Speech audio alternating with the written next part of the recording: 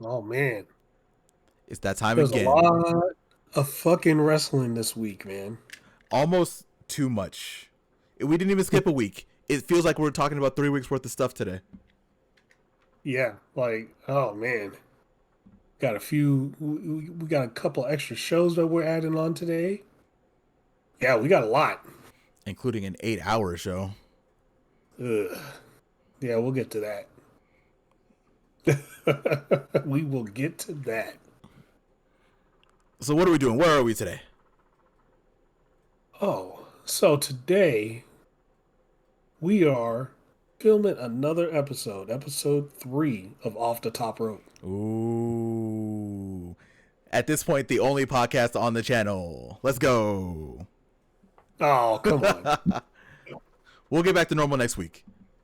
Yep. It's been a long week. I was not in the state this week. So all right. I think You I think because we have so much going on today, I think we should get right into it. okay? So we are going to be Yeah. starting with Monday Night Raw. All right. Whew. I didn't realize SummerSlam was this week. When I said I was gonna follow the shows up to SummerSlam, but thank God SummerSlam was this week. So I don't think I can take another episode of Raw. You didn't even watch SmackDown either. You just watched Raw and you were done. It was over. Yeah, I was done.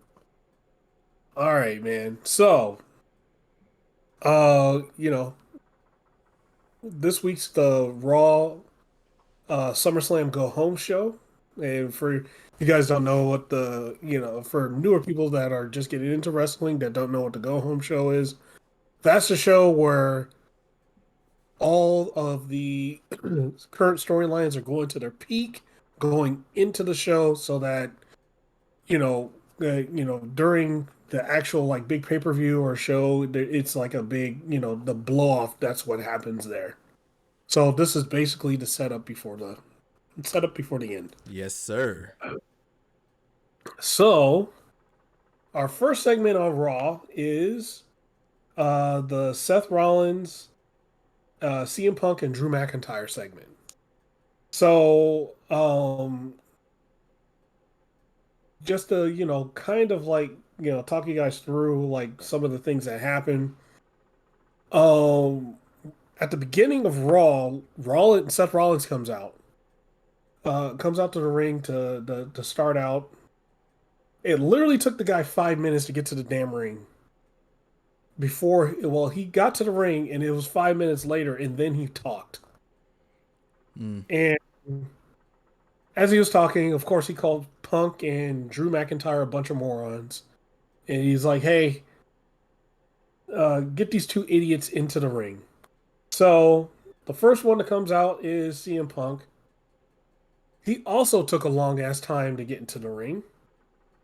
He took about like 3-4 minutes to get to the ring. Um, then Drew McIntyre came out. I'm just gonna say this, everybody, Drew McIntyre looked like $1 million, As he does. 'cause- as he always does. Drew's the man. um, he gets to the ring. He didn't waste no time. There was a big stare down between Drew and Punk. And one of the things I noticed was like during the stare down, Rollins was staring at Punk the whole time. So Well, it probably took into effect at the SummerSlam match, which um, probably get talked about later. we'll get into it. And so Rollins starts laying down the rules. And basically, he says they can't touch each other until Saturday. If they do, the match is completely off of SummerSlam. And Rollins also mentions they can't touch him either, or he'll go right to the back, tell Adam Pearce that the match is done. Punk rolls out of the ring, and then Drew calls him a coward.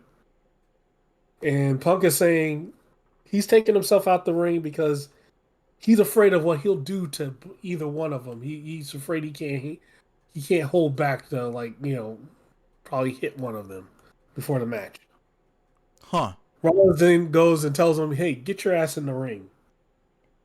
Um, you know, he tells him to get his ass in the ring, and because if he doesn't, he's like, "Yo, if you can't do this promo for for this match, then this match doesn't need to happen. So get your ass in the ring." Um, so Punk gets in the ring. Rollins then tells them both he's the man. He's the law of this match. Everything he says should be listened to. He's like, it could be a disqualification if he deems it, or it can't. He might let him go. He could fast count one, two, three, or he could slow count it. He was basically saying all the stuff that, you know, he's pretty much saying he could do whatever the hell he wants. Um, Punk starts, talking back to Rollins, and then McIntyre gets the mic and interrupts them and says, "Yo, you're focused on the wrong man.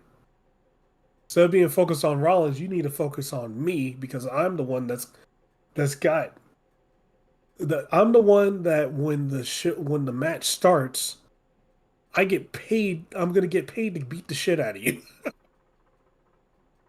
and um, so I'm the one you should be focused on." And um, you know, Punk gives him the loser speech, and the reason I call this the loser speech is, I'll lay it out first. So Punk goes, you may have the talent, you may have the better athletic ability, and better everything, but I got heart, and that's what I'm going to bring to the match. The reason I call this the loser speech is I heard the same speech before when I played football. It was Right it. before, right before I think it was this was when I was in Foothill High School. We were going against Las Vegas High School, and we pretty much had the same speech where of, "Hey, these guys are athletes, you guys are football players." I'm like, what the fuck does that mean, dude? Like, so we're totally gonna lose, right? Oh yeah, 100%. Yeah, we lost like 40, like it was like 45 to like 14. We got the shit kicked out of us because they were so fucking fast. Yeah, that was coach letting you guys know, like, hey, I'm proud of y'all. Y'all just go out there, do what you can, do your best. But look, sometimes your best just ain't good enough, and it wasn't then. Yeah, no, you guys ain't gonna be able to catch these motherfuckers. Is pretty much what they were saying, right? Like, you got a whole team of guys running like four sixes and like four fives, man. You ain't catching them. Once they break away, they're gone. But yeah, that's the loser speech, and of course, Punk lost. But um, towards the end of it, Punk asked him, "So, I got heart. So what you got?" Drew McIntyre takes out a bracelet with his dog and AJ's name on the bracelet, and then Punk gets in Drew McIntyre's face. That ends the segment. Was this segment like 30 minutes long? Yes. Lord have mercy. So okay, because I watched this on Hulu, the whole thing of Raw was an hour 30 minutes, but you got to realize if you watched it live, this was a 3 hour show. So this 20 what it was like a 23 to 25 minute segment. You basically had to times it by two. So this is 50 minutes in the show before anything happened. So and then here's another promo. Judgment Day. It shows Judgment Day. Um, Liv Morgan trashed their dressing room. Why did I put Alexa Bliss? Jesus Christ. Okay, so Liv trashed their dressing room, and then you know, and the Judgment Day, they're pissed. They're trying to find out who, they're like, hey, this has got to stop. People trashing our room. And Ray Ripley tells Carlito that he has to challenge Sami Zayn. So Carlito goes away, and then it goes to the Creed brothers versus Otis and Tozawa. Otis and Tozawa come out first. Brothers come out after that. Um, and this is literally like about 55 minutes into the show. It was the first match. So the first hour is promos. Yeah, I'm not okay. Uh I don't want to talk about that too much, but Jesus Christ, I guess a 3 hour show, so I guess it works, and I guess it works for WWE's audience because that's what they like. They are like they are like the soap opera of pro wrestling, which is crazy to say because all wrestling is kind of soap opera ish, but they are definitely, you got to be able to talk in WWE. And as much as I am not a fan of long promos, that has been well established on this podcast. I was gonna try to say something positive. I don't have anything positive to say. I think I'm done. So, okay, so it's the Creed brothers, Otis and Tozawa. And, they try to team up on Otis right at the beginning. Otis, of course, runs through him. He's the meatball with legs. He just runs through people. Big Otis. He tags in Tozawa. The Creed brothers get the upper hand, beat the crap out of Tozawa. Uh, and Tozawa, gets a chance to get away. He gets some offense in. He tags in Otis. Gets a hot tag to Otis. Otis starts cleaning house. And eventually, there's a point where Otis gets distracted. By when he goes to the top rope. Both Creed brothers run up. They suplex him off the top rope. Uh, and just pin him, and then there goes the victory for that. Um, this was basically a 6-minute match. 50 minute talking, 6 minute match. Okay, got it. So there's a segment with I forget her name. Sorry, the one that's with Tozawa and Otis. She slaps Chad Gable. Taunting him, is ready to fight him. The lights go out. The White Six comes in, comes to the ring, beats up the Creed brother. Well, Redbeard, Dexter Loomis, and oh my God, I always forget the last guy's name because he's never relevant. But one more guy, and then uh, they come into the ring. The Creed brothers are distracted. Nikki Cross flies off the top rope onto them. And then, Redbeard proceeds to beat the crap out of the Creed brothers, and Redbeard, Loomis, and the other guy, Gacy, that's his name, John Gacy. Oh, okay. They all, um, they beat up the Creed brothers, and then all of them run to the back. That's the end of that segment. Um, so okay, right after that is Jey Uso versus Carlito. So what was missed was there was a Carlito goes back to the dressing room and um, tells Rhea Ripley and Dom that, oh, somebody else is going to be doing the match for Sami Zayn today. And she's like, oh, okay. Dom is like, hey, why don't you take care of Jey Uso then? Then he goes and then he gets the match with Jey Uso. So, um, mind you, this is 40 minutes in, which is about 80 minutes into the show.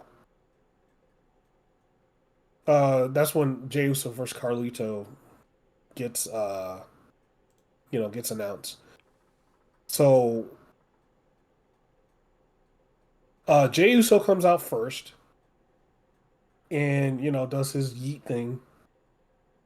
And then after so while Jey Uso is sitting in the ring, it goes to uh it goes to another promo segment, which is the Miz announcing that he is the host of SummerSlam. And of course, R-Truth makes it hilarious. He comes in and he's like, "Hey, man, if you're gonna be the host, what kind of hors d'oeuvres you bringing?" And he keeps trying to tell Truth, "No, I'm not bringing hors d'oeuvres, man. I'm a host of this event." He's like, "Oh, come on, man. I wanted hors d'oeuvres." And then, the announcer, I think it's Kathy Kelly, was like, "Yeah, hors d'oeuvres would have been nice." He's like, "All right, screw it, guys. I'll bring hors d'oeuvres, okay?" So at the end, our truth runs out and goes, "Hey, I'll bring the ice," and then he runs away. It's like, so you're just gonna bring Oh, ice, our truth? oh, R-Truth. I mean, look, I get it. It's in SummerSlam's in Cleveland. That's Miz's home. Miz is the host, and usually, if it's not like a BYOB thing, the host normally provides everything. So, Truth bringing the ice. That's why he's my goat, because he didn't have to, but he is. That's how nice he is. Hey, man, even on Twitter, he showed his luggage bag with ice in it. See, such a nice He guy. brought that. And then right after that is a Braun Breaker segment. He's talking about how he didn't take Sami Zayn seriously last time they went against each other, and now this time he's going all in. And he's gonna fuck him up. That's literally that segment. Mm-hmm. Braun Breaker you know, looking like a future of the company of WWE. WWE built. We'll talk more about that when we talk about SummerSlam. So after this, Carlito finally comes out. Oh, the match hadn't even happened yet. Nope. Oh my god, I skipped over. I was like, okay, let me find this next that Prof's talking about. That was all okay. This is that jarring thing I was talking about in between. So Carlito finally comes out. Crowd pretty much goes silent because they don't. I don't know. They don't. I guess they don't. They don't jive with Carlito. Um, you know, they have a quick back and forth match. Jey Uso wins with the spear. It was literally like a 5 minute match. Hmm. I still have no comments. I'm just like I know I haven't really said a lot about the show. The one thing I've noticed about WWE, I think we'll talk about it more like at the end of all this too, is they don't there's not really a lot that's thought provoking. Like they kind of just spell everything out for you. You don't really have to think or like assume things. They just will tell you. So it's all just kind of straightforward. Yeah. Um.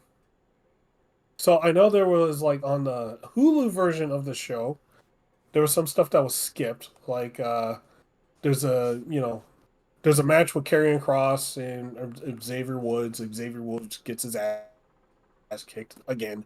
Another like Lame. useless 5 minute match. Right? Mm-hmm. It's most of the time it's Karrion Cross talking, and then he beats up Woods, and then that's it. Right? Like um. So then we go to Sami Zayn versus Dom Mysterio. Oh, he actually Um, wrestles. but Dom? Yeah. Dom wrestles like every week. Oh. Oh, look at that with the authors of pain and shit. Yeah, so Yeah, I'll skip it over that shit. uh, it was, you wonder why Hulu skipped through it, right? Yeah. Poor Woods. Let's see. So Sammy versus Dom Mysterio. Sammy, does a promo, and then they do that thing where they follow him to the ring with the camera thing. This match had a good back and forth.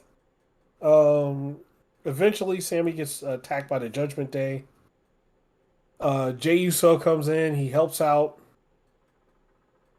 And then Braun Breaker, while Sammy is in the ring by himself, Braun Breaker comes in, starts jumping Sammy. Sammy fights back, and then Braun is like, "Oh, screw this!" He's fighting back, so he leaves.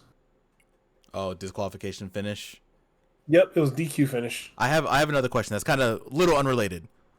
Yeah, Does Dom always wrestle with the shirt around his waist? Is that just a thing that he does? yeah, that's just the thing he does. Okay. You can keep going.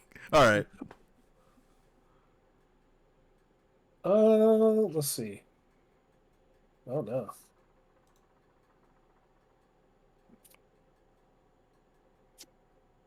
Oh yeah, the last part was so bad I barely took notes on it. Jesus. Oh. Okay, what was Okay, next? so they had a Y6 vignette, which showed Dexter Loomis. It was just weird audio and stuff, Mm-hmm. and yeah, it just wasn't that good.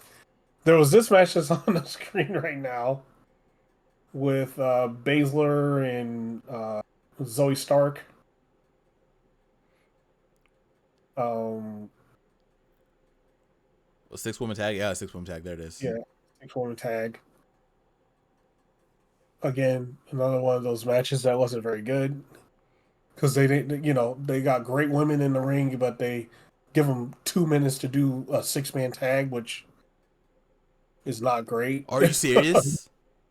Yeah, dude, this match literally lasts like 4 minutes. No. Okay. So that's what because as you all know, audience, whenever we're doing the podcast, I know you can't see it, but we have videos of what we're talking about. I've been sitting here watching this video, and it looks like they are moving like at like 2 times speed, and I was actually kind of wondering like why are they going through everything so fast? This is weird for WWE because it was a 4 minute match for a 6 man tag. All right.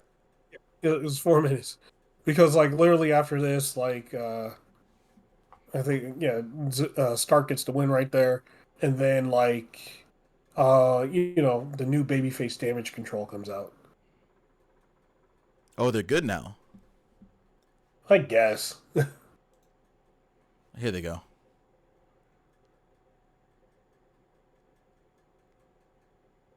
But they're coming out of the heel side. That's an AEW Yeah. thing. No, it's whatever.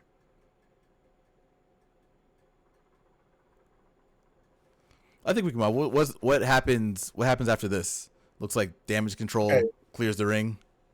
Yeah, they clear the ring, and then there's a segment later on where they cut a promo about it, where like they just do it in Japanese instead of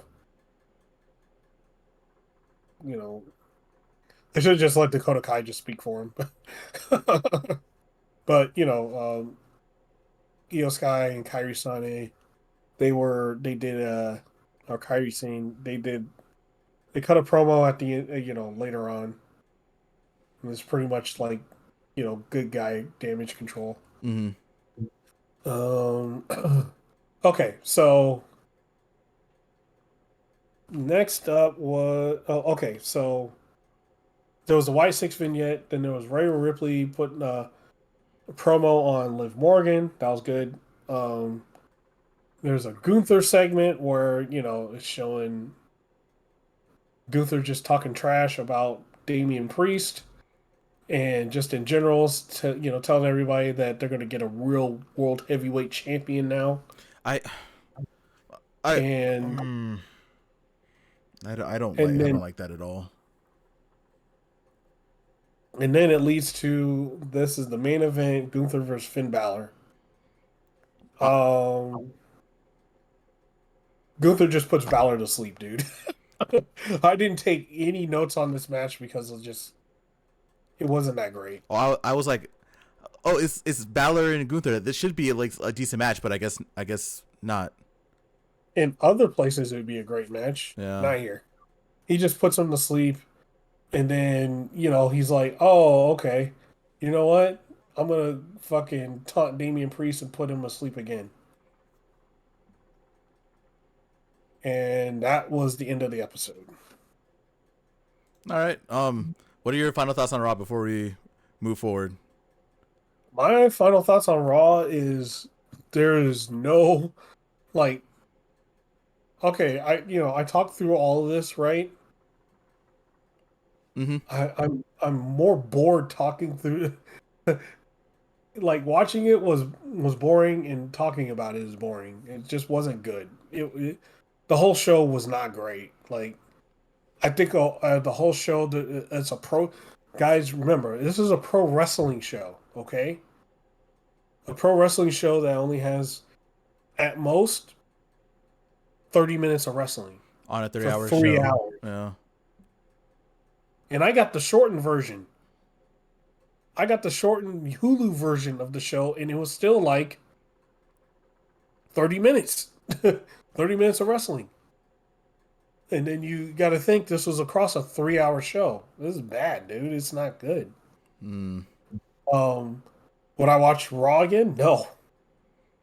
Like we will ask that same question about TNA. Would I would I want to go into SummerSlam watching that if I was just like, okay, I'm gonna pop in on Raw just to see what's going on so I can watch SummerSlam? No. The answer is no. I would not watch it. I It's just not a good show. I've had this thought now, and actually after watching SummerSlam, I kind of confirmed this thought. WWE is for casual wrestling fans. Like Yes. what what the average person assumes wrestling is, that's what WWE does. Like that is what it is. And that is definitely not for, I almost said purists. Purist is not the right word. That's not for hardcore wrestling fans. People who enjoy watching like everything. I know there are people who consider themselves hardcore fans that also watch WWE.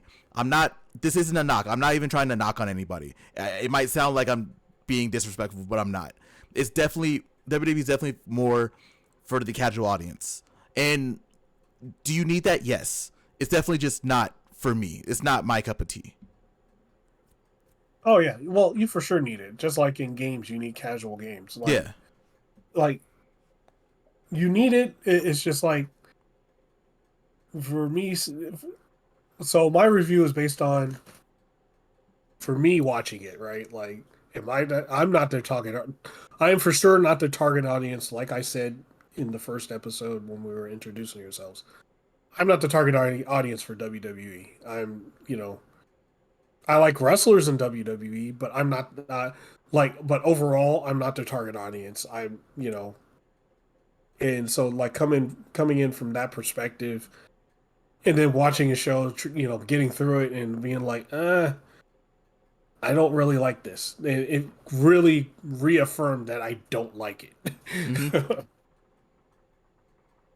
At the end of the day, there's nothing wrong with that. I think a big problem with not even just the wrestling community, but just communities online to begin with, is if you are not a fan of something, that means you have to hate the entire genre of that thing. So there are a lot of like people who are on different sides of wrestling Twitter. They're saying, "Oh, you don't like WWE, that means you don't like wrestling," blah blah blah, or vice versa.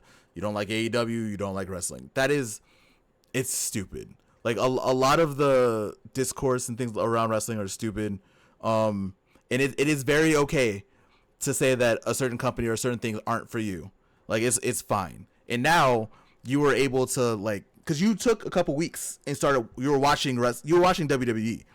So you took a couple weeks to actually like see what they're doing, and now you have affirmed for sure that WWE is not for you.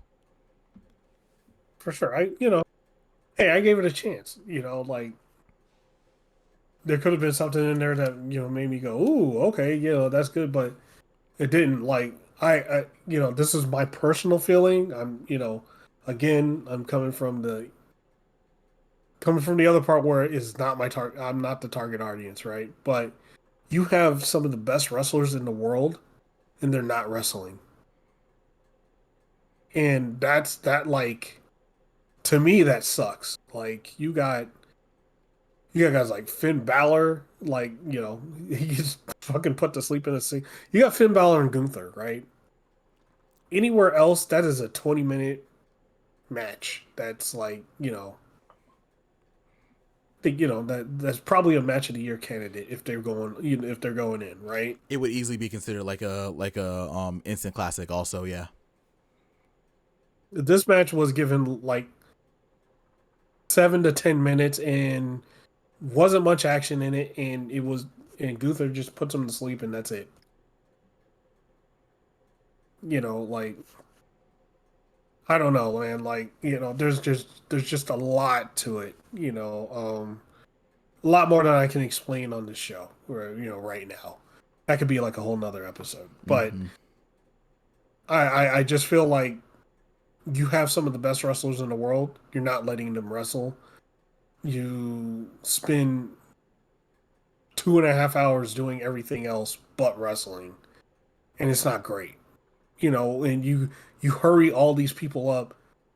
Make them speed wrestle to get stuff in, and it's not good. Like the six women tag match, 6 woman tag match. You didn't give them enough time to do anything, so they had to just speed through the match and get to the end.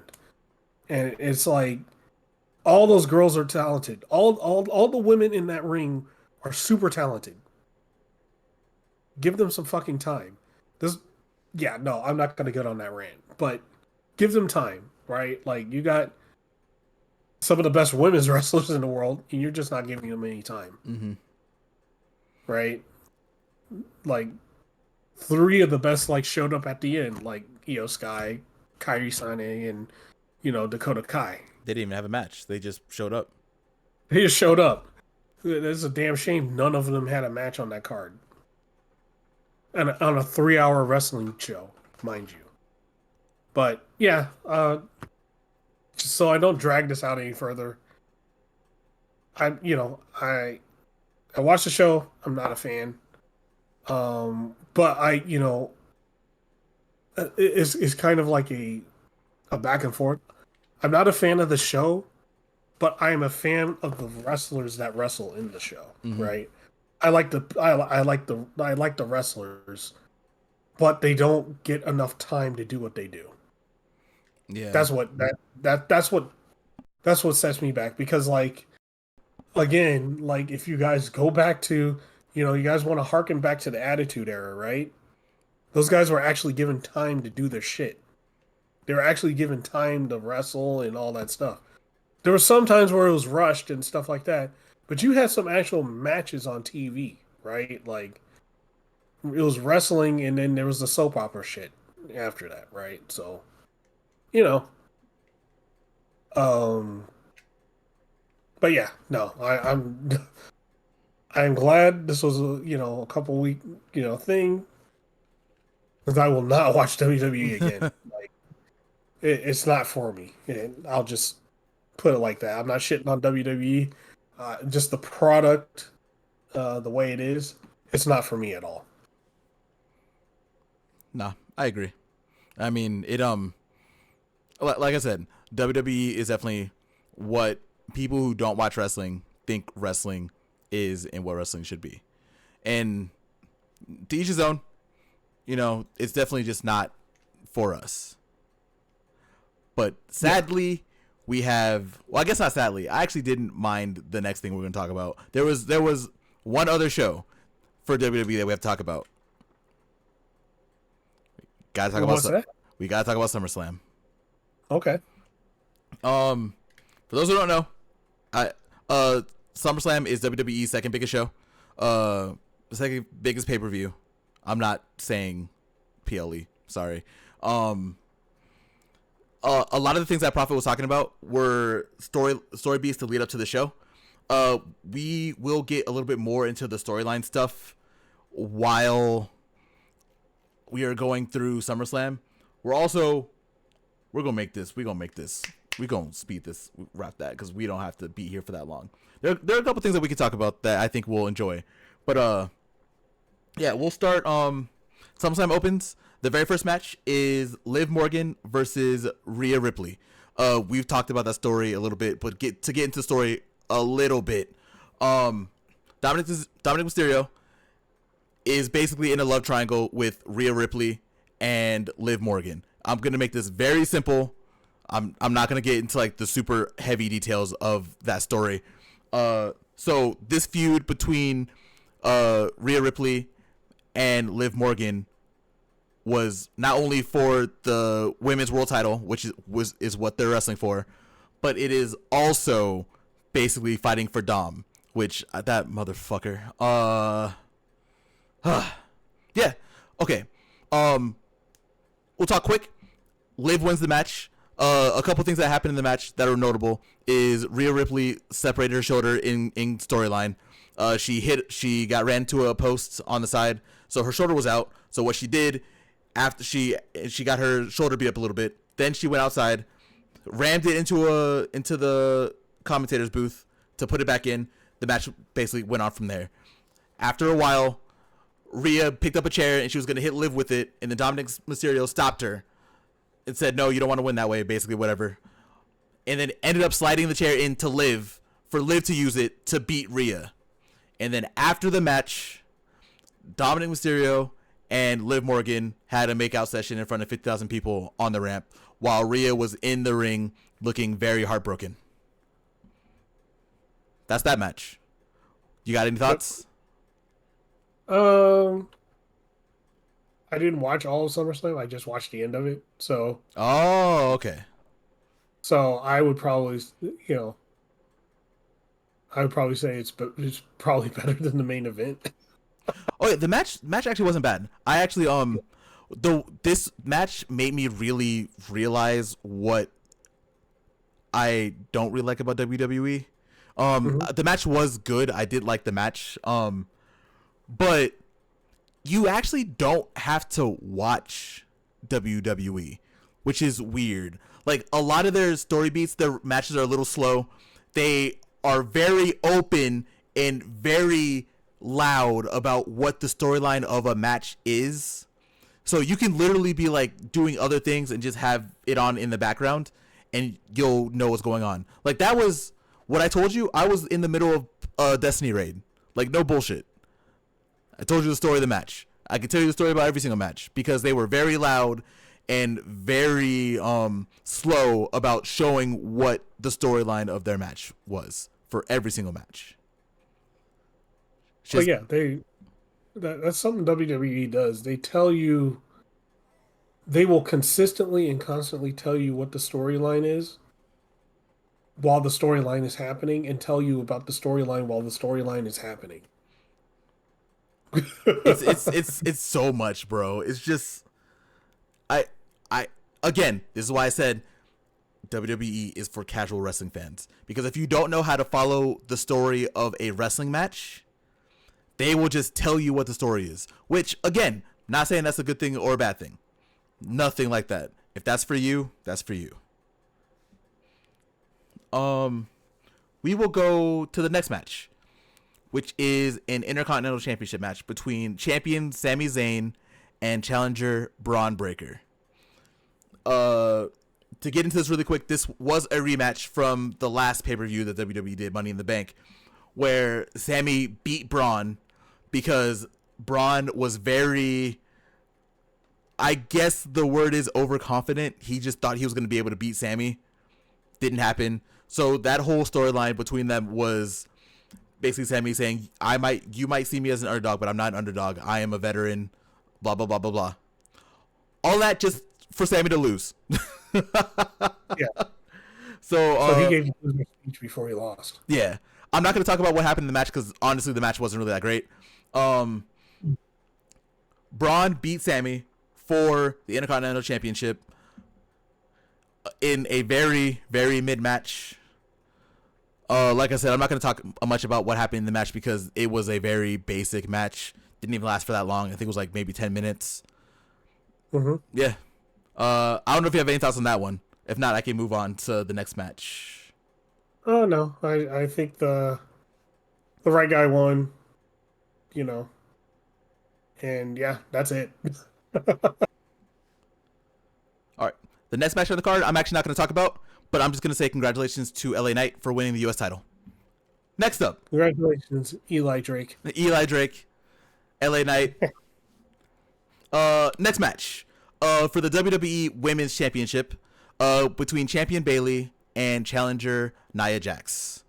To set this up, there was a Queen of the Ring tournament. For those who don't know, Queen of the Ring is very similar to King of the Ring, where you go through a tournament, and if you win, you get a crown. And now what they're doing is they give you title shots. That's what they were doing before, but it's been a while since they had a King of the Ring. They've been doing them for the last couple years. Well, the funny thing about that is it was before in King of the Ring you would get an intercontinental title shot. Mm-hmm. That's what it would be. It was never a world title shot, so they changed that. Yeah. So you get that now. How do I want to talk about this match? I guess I'll talk about the storyline of it a little bit. Going to the match, Bayley was basically down talking Nia Jax, calling her clumsy, calling her unsafe, doing a lot of things that the internet was saying about Nia Jax for a few years now. That was the storyline going into this. And again, not really going to talk a lot about the match because I feel like this match was okay, but not really a lot. It was just Nia kind of being a bully. Bayley ended up coming back with that babyface fire, just doing her thing. Eventually, though, sadly, Bayley lost. And Nia Jax is your new women's world champion. Or WWE women's champion. There's two different titles. Yeah. The one thing that happened in the match that was actually kind of interesting is Miss Money in the Bank, Tiffany Stratton. She ran down during the middle of it. It looked like she was going to cash in her title or her briefcase, which if you don't know what Money in the Bank is a 6-man or woman ladder match. And the winner of that gets a contract to challenge for whatever title. It used to be just world title, but now it's whatever title the holder wants. Tiffany ran in as a distraction. That helped Nia Jax win the match. Nia Jax is now your WWE Women's Champion, defeating Bayley. In a match that actually wasn't that bad. Nia, to me, Nia has improved a lot from where she was before. It's still not super great to me, to be honest. Yeah. But yeah, I don't know if you have any thoughts on that one. No, not really. I already had the feeling Bayley was losing that one way or another. Yeah, it kind of felt like it, right? Yep. Well, you've been watching the show, so I guess you have like a better idea than I do about like how that match could have been trending. Yeah, no, it was. She was for sure losing. But it was just to who? Like, was she losing to Nia Jax, or was she going to beat Nia Jax and Tiffany Stratton catches in the Money in the Bank and gets the title? Right? Like, it was one or the other. Mm-hmm. Okay. We will move on because again, there's not really gonna be thoughts because we're probably not gonna be talking about WWE too much more after this. So, the next match was CM Punk versus Drew McIntyre with Seth Rollins, who should be wrestling as the special guest referee. Prophet talked a little bit about the story earlier. We had a little discussion. That was the 50-minute promo segment that happened during Prophet's Raw review. The story of this match was CM Punk has anger issues. So there's a bracelet like Prophet was talking about that has CM Punk's wife's name and his dog's name on there. Drew has had that bracelet now for I don't know how long, probably like a month or two. CM Punk has also been actively ruining a lot of chances for Drew McIntyre to be a world champion. You said it was like 3, right? It was like 3. He had 3 matches for a title, and Punk ruined all 3. I think so. Yeah. Yeah.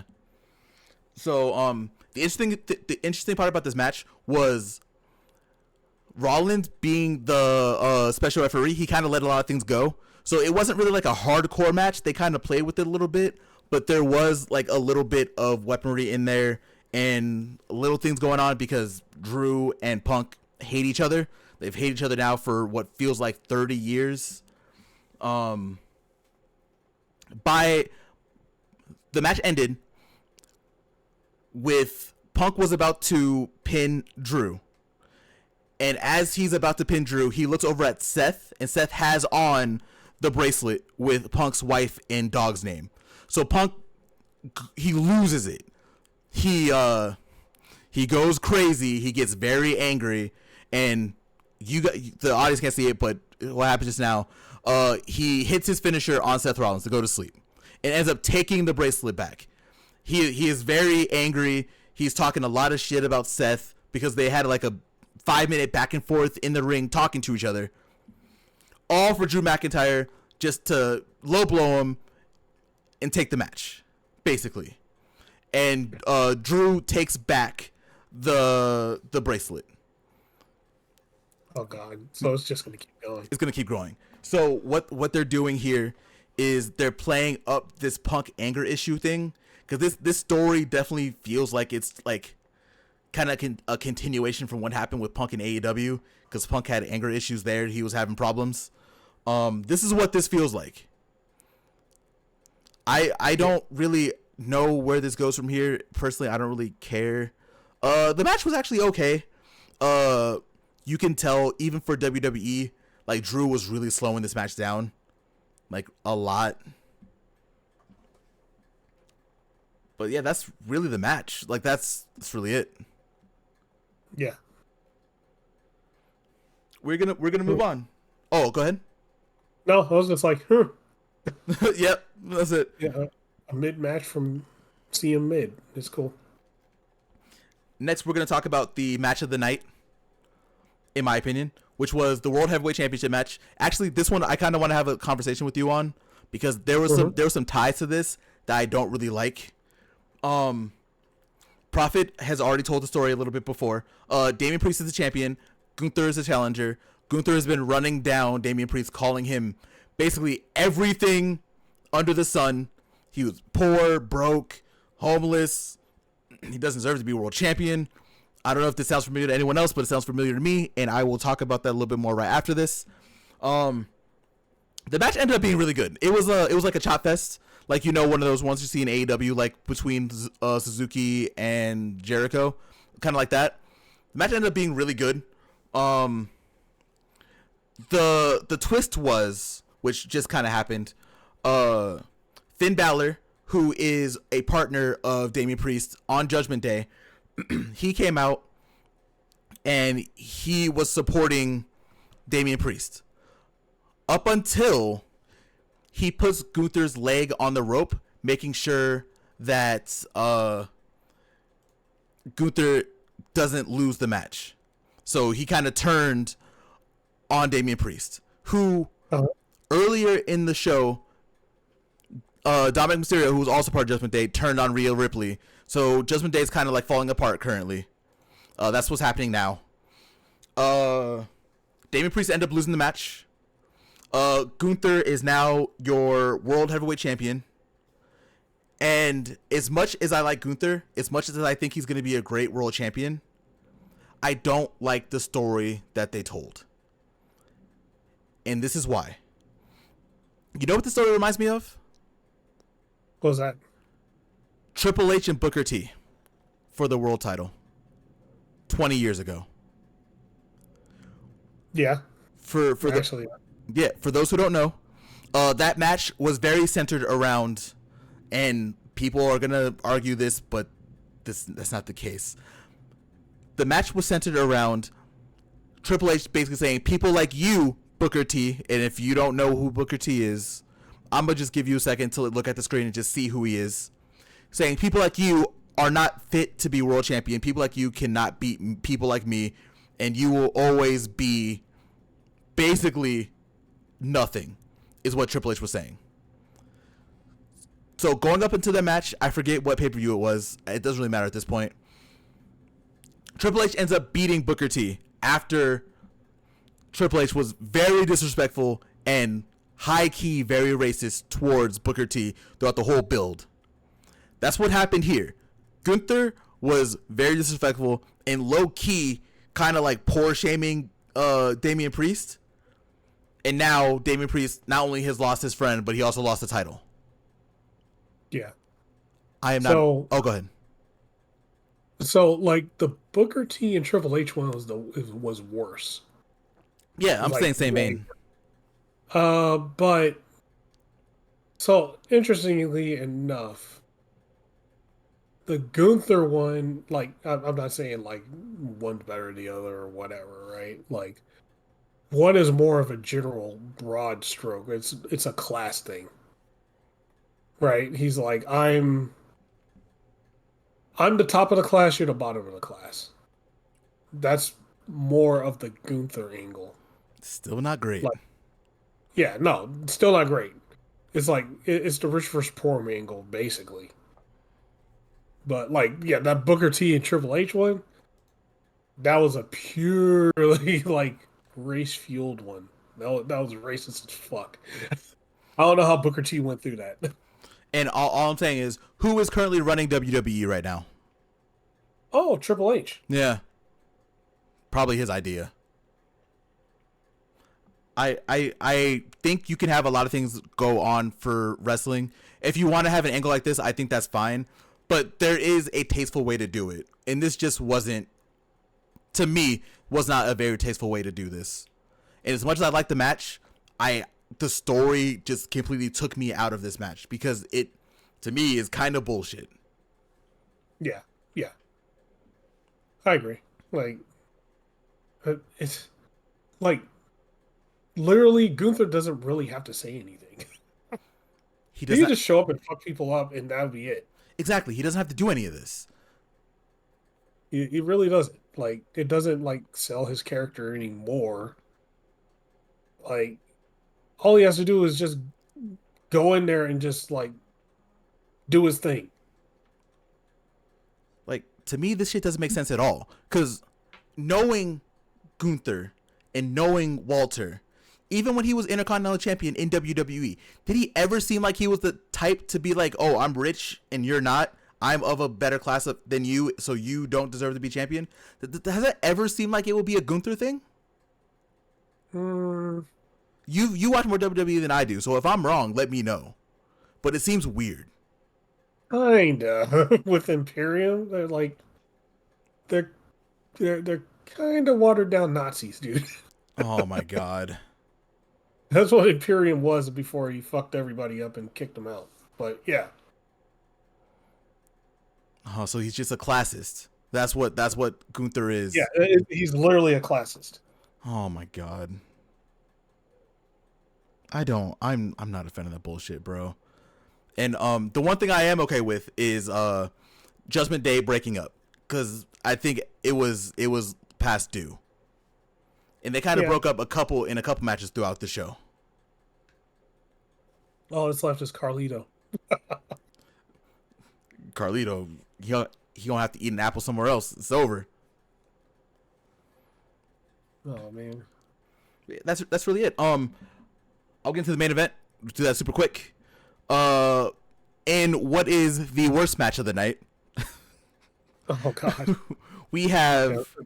have our WWE undisputed champion Cody Rhodes against Las Vegas own Solo Sikoa in a Bloodline rules match. And if you don't know what a Bloodline rules match is basically an anything goes match. It's basically just a hardcore match.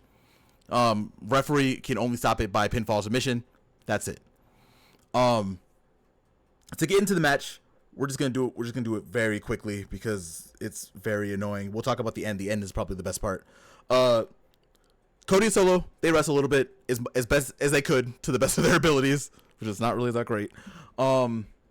Eventually the bloodline comes in, Tama Tonga and Tonga Loa. Tonga Loa ends up not putting Cody into the corner. He drives him into the ropes to put him in the corner. I don't know what the fuck is going on with Tonga Loa. Like, he's not been this. It's weird. Anyway. Oh, he sucks. But yeah, we'll keep going. Yeah, we'll talk about him a little bit. Actually, you know what? Before we get into that, Arn Anderson showed up before and shook Cody's hand and congratulated him, saying, "Oh, you're the champion. You have some friends coming," which led to eventually Randy Orton and Kevin Owens coming down to help Cody drive off the rest of the bloodline, or the rest being Tama Tonga and Tonga Loa. So Cody Solo wrestle a little bit more. Jacob Fatu comes out. Jacob Fatu ends up destroying Cody and destroying his own leg. Sadly, get well soon, Jacob Fatu. Hopefully the injury isn't super bad. I haven't seen the report. Hopefully you're not out for too long. I was walking around in a boot, man. Damn. That sucks. But the way that JAGPW hurt his foot is he threw Cody onto the announce table and then jumped on it, and then his leg kind of caught the side of it, so it looked like he was like a little shallow. So he like hurt himself, so he couldn't even really get up anymore. So he was kind of done with the match. Eventually, the part that everyone has been talking about, even if you're not a wrestling fan, you've definitely seen this. While Cody is getting ready to try to beat Solo, music hits, and it's Roman Reigns. Roman Reigns slowly walks down the aisle, and this motherfucker has some goddamn aura, bro. It is true. That motherfucker is a made man. Like, he walk like he is the shit. Like, he knows he's the shit and everything. He goes into the ring. If you don't know, Cody and Roman have had a very long feud for 2 years. Cody's the one who beat Roman for the title after like Roman had the title for like 1,000 days. And Roman ends up Superman punching Solo, because Solo's basically been running down Roman for a while since he took over as tribal chief. And then he gives Cody the nod to beat him. So Cody ends up winning and retaining the title. And the end of it, Roman's on one side of the ring, just looking menacingly, looking like with his aura-filled badass self, just standing there. I don't want to watch. We're gonna fast forward this a little bit because we don't want to see Jacob get hurt again. Solo's on the other side yelling, "I'll kill you!" Blah blah blah blah blah, and Cody's in the middle holding up the title, and that is the end of SummerSlam. Yeah. Best part of that match was Roman Reigns showing up. Exactly. We don't have to talk about the match. The match sucked. We can talk about the Roman part. He's the guy for a reason. Like, there's a reason why when the bloodline angle was going on, that Roman was the Roman was the driving force, because the second he was out of it, like, bloodline stuff hasn't really been that good. Yeah. Not at all. But he came back, and my boy was ready. WWE finally got what they wanted, bro. Yeah, but here's the funny thing. He could have done this a long time ago if they didn't try to fucking force it. Yeah. They were like, Vince was like seriously forcing Roman Reigns down everybody's throat, which is why everybody hated him at the beginning. Mm-hmm. It wasn't anything wrong with him. He didn't do anything. The original hate Roman Reigns was getting before, he didn't do anything to get that. It was all like the driving force of like him getting shoved down everybody's throats, which made it to where everybody was like, nah, I'm not gonna get behind this guy because you're trying to make him the guy instead of letting him be the guy. Mm-hmm. Overpushed. And once he got together with Paul Heyman and started doing, he came back as the tribal chief and started doing that whole thing, and it seemed more natural, like more natural of a character for him. That's when everything took off, and then that's where it was like good. I think the really interesting part about this is one, he had a OTC shirt on, which people were saying either only tribal chief or original tribal chief. So I think we called Bloodline and Bloodline Wolfpack. I think we were joking, but that might be a thing. It's totally gonna happen.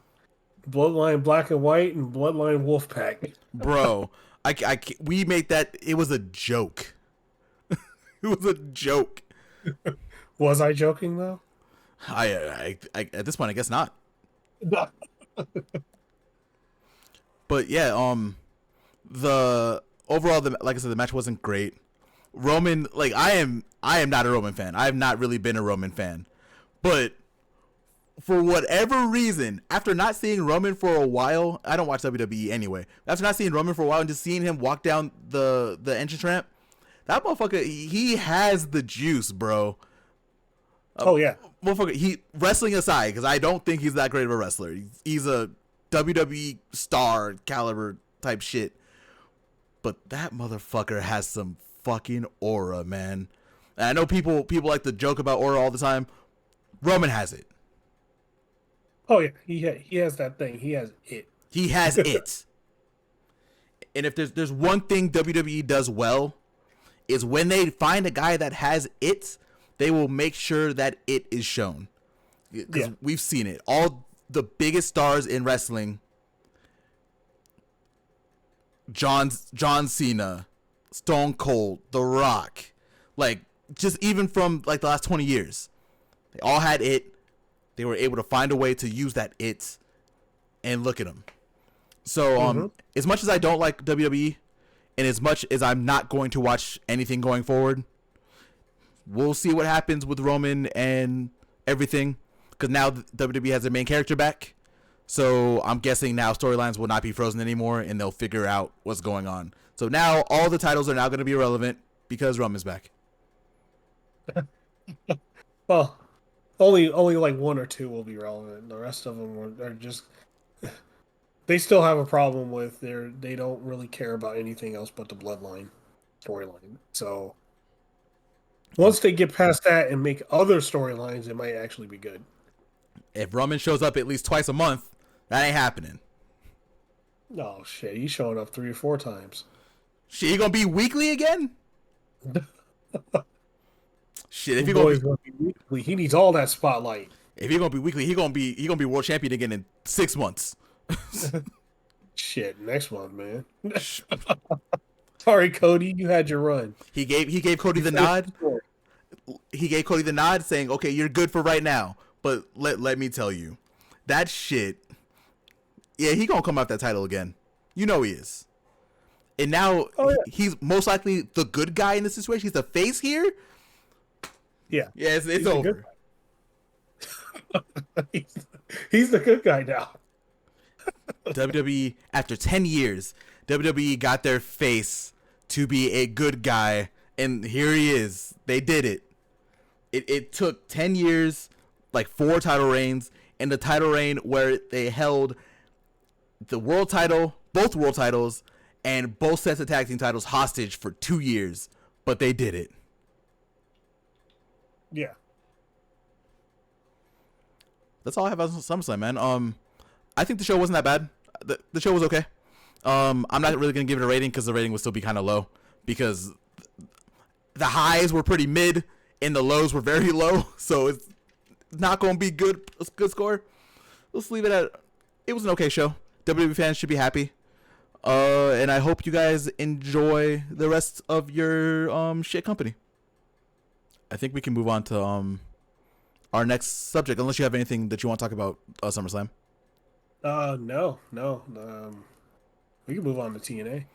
TNA time, baby. Okay.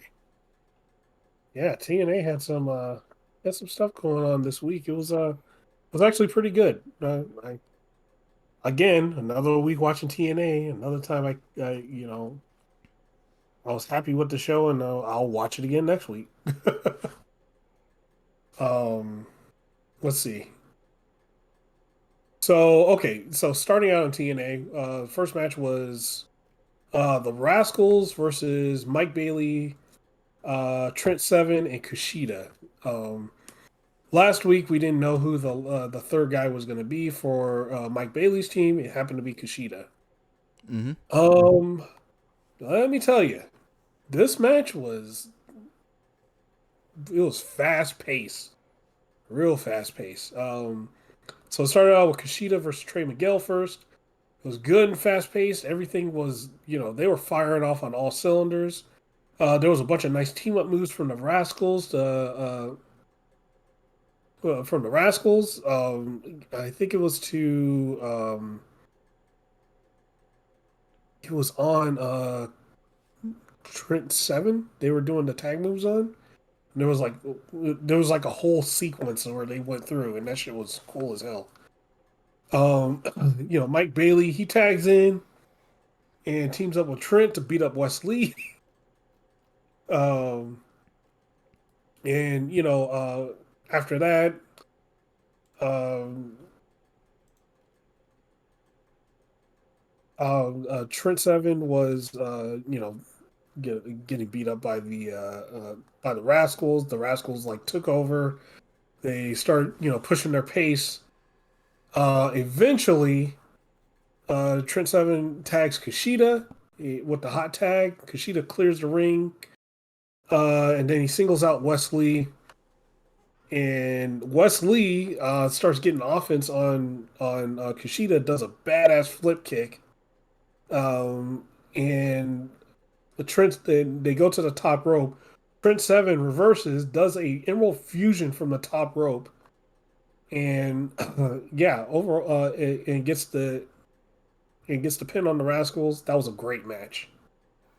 I had a lot of fun watching that match. It was like high, fast paced action. This match started immediately when the show started, though. By the way, I you're think gonna. Oh, go ahead. one of the things that they talked about also is that they harkened this match back to the very first match for TNA. I forget what the match was now. It's blanking. I'm blanking. But on commentary, they were talking a lot about how this match resembles the very first match for TNA, which was really cool to hear also. Plus, the match was really good. Yeah, the match was it was really good. So it was like their first. It was the first X Division match. Yeah, that one. Um, and it was it was it was three versus three, and I think on one side had low key. It was it like low key the Amazing Red and fuck I forgot who the other one is, and on the other side was like Jerry Lynn. Um, yeah, no, I'd have to look up the match to get the particulars, but I know like Jerry Lynn was in it because he was like a huge part of the X Division back then when they first started. Um, but after this, there was a Jordan Grace promo, and like this is like I hope somebody from TNA hears this. Like they were having they had some issues with sound. Like for some reason the music was so loud on the promo that I couldn't hear what she was saying. Ooh, So where'd you watch it? I watched it on TV. I watched it on Sling on Access. You know, So it was kind of weird. funny enough, it was actually okay on YouTube. It wasn't like it wasn't. It definitely wasn't balanced, but it wasn't super bad on the YouTube version. Yeah, on TV it was like it's super loud. The music was super loud, and she was talking, but you can't hear it. You couldn't hear anything because of the music. So So it was like a weird imbalance. So I couldn't figure out what the hell she was talking about. I got you. Basically, she was calling herself the greatest knockout champion, basically, and she was saying that next week she's gonna have an open challenge, so whoever wants to step up can step up. Okay, I'm paraphrasing, but that's pretty much what she said. okay. So next week we're gonna see somebody from NXT pop up. Got Yeah, it. most likely. So there's a segment with Mustafa Ali, and he's talking to Campaign Singh and telling Campaign Singh to make himself more credible. So, uh, he gets off the Campaign Singh gets off the phone and tells the announcer he's like, yeah, well, he said he's going to win the world championship tonight, but I'm going to show him that I am credible. So he goes and looks for an opponent. And we'll talk about that later in the card. Hmm.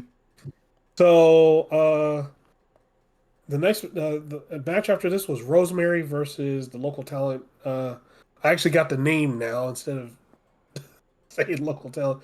Her name is local. Her name is Kristara. It was a squash match. It's reintroducing Rosemary. It was a 5 minute match. And Rosemary does weird Rosemary shit at the end where Fucking butcher knife, bro. yeah, and she put like this black rose on the girl and made her hold it and like act like she was dead, and then left the ring.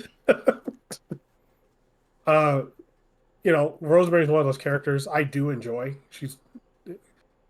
just like a way out of the box character, and I think it's really cool. Mm-hmm. Um, but yeah, the match, it was, it was your basic like, hey, it's a reintroduction of my character match of my new character, right? Mm-hmm. So it was all right. Um, so right after that, we got this. So funny enough, this segment came in just fine. With the system, they were talking about how they all lost, and now they're gonna wreak havoc all across TNA now. So yeah, so the system is pissed, and they're gonna take it out on everybody. I'm actually really excited to see what the system does. This was. Oh, I guess I didn't say this at the jump. I actually watched this episode of TNA also. Hmm. Um, it was actually really nice to see kind of the system. I guess I'm really only a big fan of Moose in the system, but that's more than enough for me. I think that worked out really well. I am curious to see where they go next, but that's really all I have actually. Okay, yeah, I like the whole team. I like Eddie Edwards and Brian Myers. I've Uh, This is gonna be crazy, but I've never really been the biggest fan of Eddie Edwards. Like even when he was part of the Wolves, like I well, wasn't. I was a fan more of the tag team partner than him. So well, yeah, the other guy on the Wolves, yeah, he was damn he good. was a monster. Yeah, Davey Richards. yeah. Yeah. Um, so the next segment was Josh Alexander, and the music is playing. His new dope ass theme song is playing, Heat, by the way, super heat. and it's playing for a while, and he doesn't come out. Instead, he's in the back and he cuts a promo, talking about how he has carried the company and how he's carried the company for all these years, and the fans basically turned on him, and they don't believe in him anymore. Or they believe in Dolph Ziggler and oh shit, Ryan Nemeth and Joe Hendry, but they don't believe in him. But he believes in himself. So he's just basically telling everybody he doesn't owe them shit. He doesn't owe them any type of explanation, and that now he's just betting on himself, and he believes in himself. He's in, and after that he walks off. But it was like he was fired up, man. He was pissed. He was fucking angry. You could see how, you could feel how mad he was when he was, cutting that promo. Mm-hmm. I thought it was just great. Josh Alexander getting out there just doing his thing, um, and we're getting heel Alexander now. Is as much as I am not a fan of the heel turn, I'm still not. It's kind of what I was saying. Like it's definitely a jealousy thing with Nemeth and Hendry. Not a fan. He has nothing to be jealous of when it comes to those two. It is what it is. He will always be able to make shit turn into gold. So like no matter what, he did great in this. And I know you're gonna talk about what he did next a little bit later, but also great. Yeah, yeah. I think it was. I think like just the segment itself, just barring everything else, I think it was great. He got his point across. It was full of fire, full of conviction. He was like, he was laying it out. He was like, oh, you guys shit, y'all motherfuckers turned on me. Mm-hmm. Even though no one really did, from what I like, he did the turn, then they turned on him. He's like, "Oh, you guys turned on me." Like, well, yeah, you were acting like an asshole. So of course we're gonna boo you now. We weren't booing you before. And he's like, fuck all y'all, I'm going in. Like, bro, you did this to yourself. This is your fault. You didn't have to do what you did. You decided to beat up Joe Hendry and spit boogers on him. Like, you did that. Like, we were cheering you before that. But, you did this to change your song, which, fire, dope ass song. Worth it. Not gonna lie, I was kind of cheering when he beat up Joe Hendry, but still. Well, yeah. Because, fucking, I'm not booing Josh Alexander. Like, fucking, I don't care. Oh man. So okay, so we go to our next match, the next actual match, which is Ryan Nemeth versus Kazarian, Mm, and it starts out Kazarian beats down Ryan Nemeth from the start. Um, and Ryan Nemeth gets some offense in. There was a good back and forth in this match, but ultimately Kazarian at the end of it wins by like doing this cool ass slingshot fucking cutter thing. Um, Overall, it's what one of the things TNA does best is it was just a solid match, right? Like, mm, um, I won't say like it was like highest rated match or whatever, but it was a solid match. It did what it needed to do. So yeah. at the end of this match, speaking of Josh Alexander, he pops out and spikes Ryan Nemeth at the end, and uh, and then he just goes to the back, and that's the end of that segment. We gonna talk about Josh Alexander one more time tonight. But yeah, like I think they're doing whatever they can, and he was already kind of getting booed anyway. But Hmm.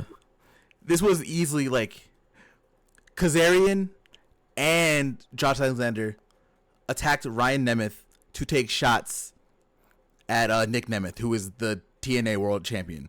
Like very easy to take shots at him. Just beat up his brother, who isn't really as tough as him. But like bully shit. Also, fucking since when has Kazarian called himself the king of TNA? When was that a thing? Oh yeah, when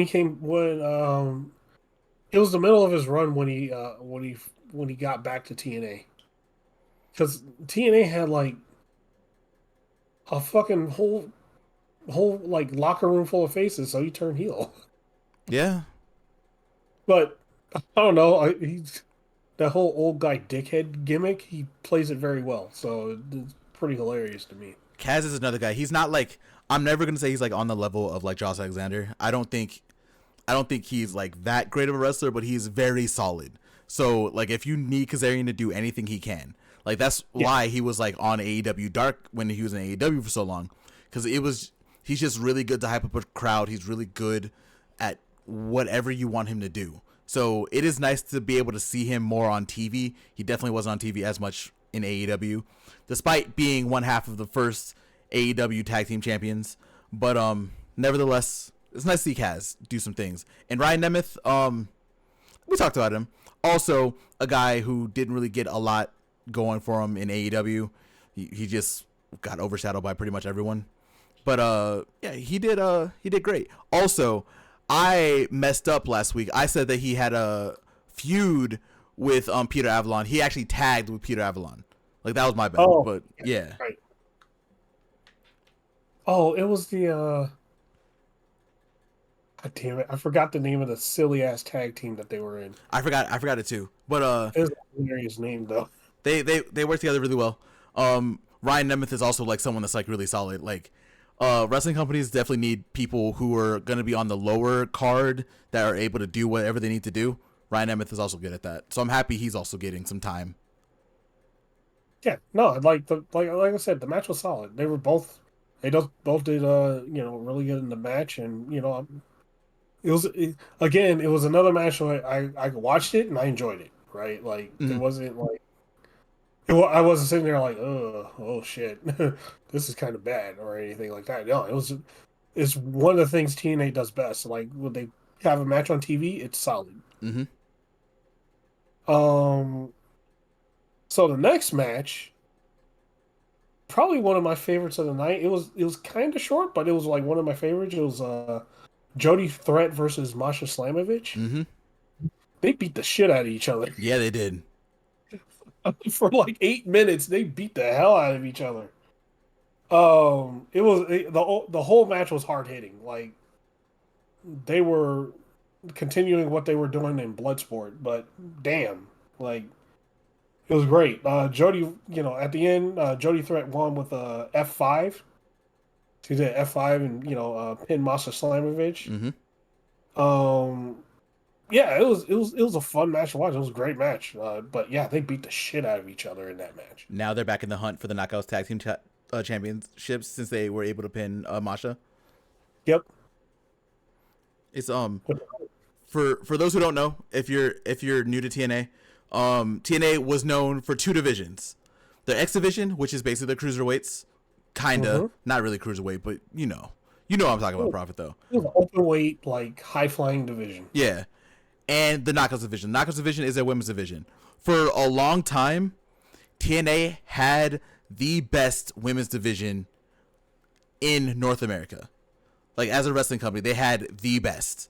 Like they had some of the biggest legends in women's wrestling were there, and if it wasn't for TNA, a lot of the women now probably wouldn't have matches like they're having right now. So it's really nice to see that being stepped up again. Because again, I haven't watched TNA a lot recently since they became TNA again. But it's really nice to just see the Knockouts division and the Knockouts Tag division still at a high level with new people. Yeah, the that is the one division that's like a constant. They're always like pretty good. Like there wasn't like really a time where Knockouts Vision was bad. They were always solid. Yeah, man. Let's see. After that, there was a Joe Hendry promo package. Boo. Gotta believe, man. You gotta believe. I never believed.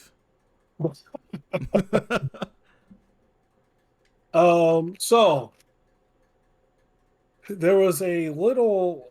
So to set up this match, so Campaign Scene finally finds somebody in the back. He finds Santana in the back. Fucking mistake. Biggest fucking mistake he ever made.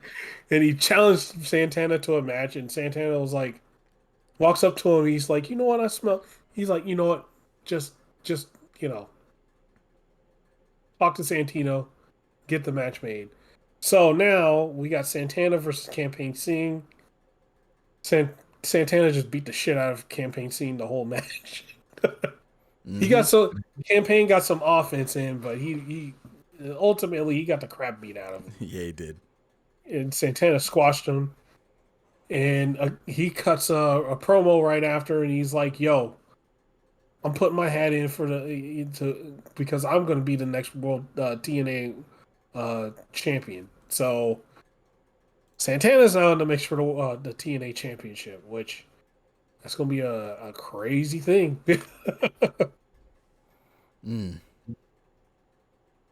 Well, we'll see. It was good stuff. After that, we had it's the last wrestling match on the card, but it's not. Well, we could call it the main event.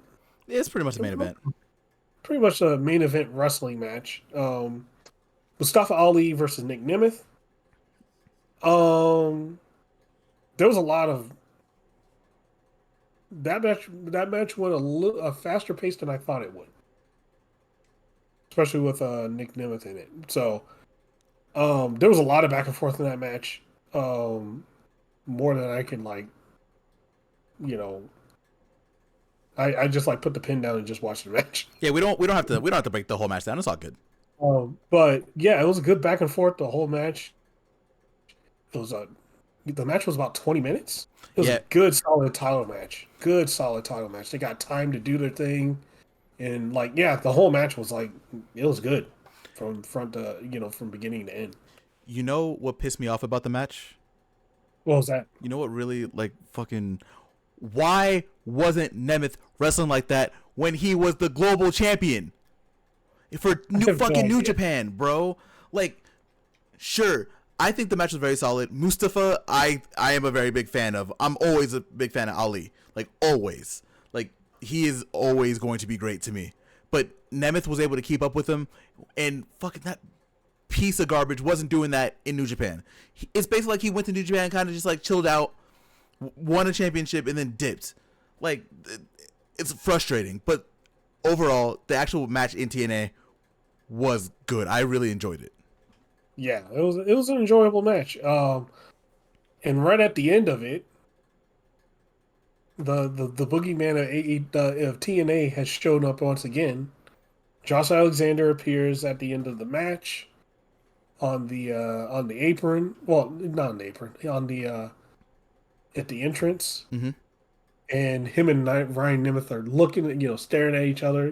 Got a little stare down going. And then Josh Alexander just goes to the back.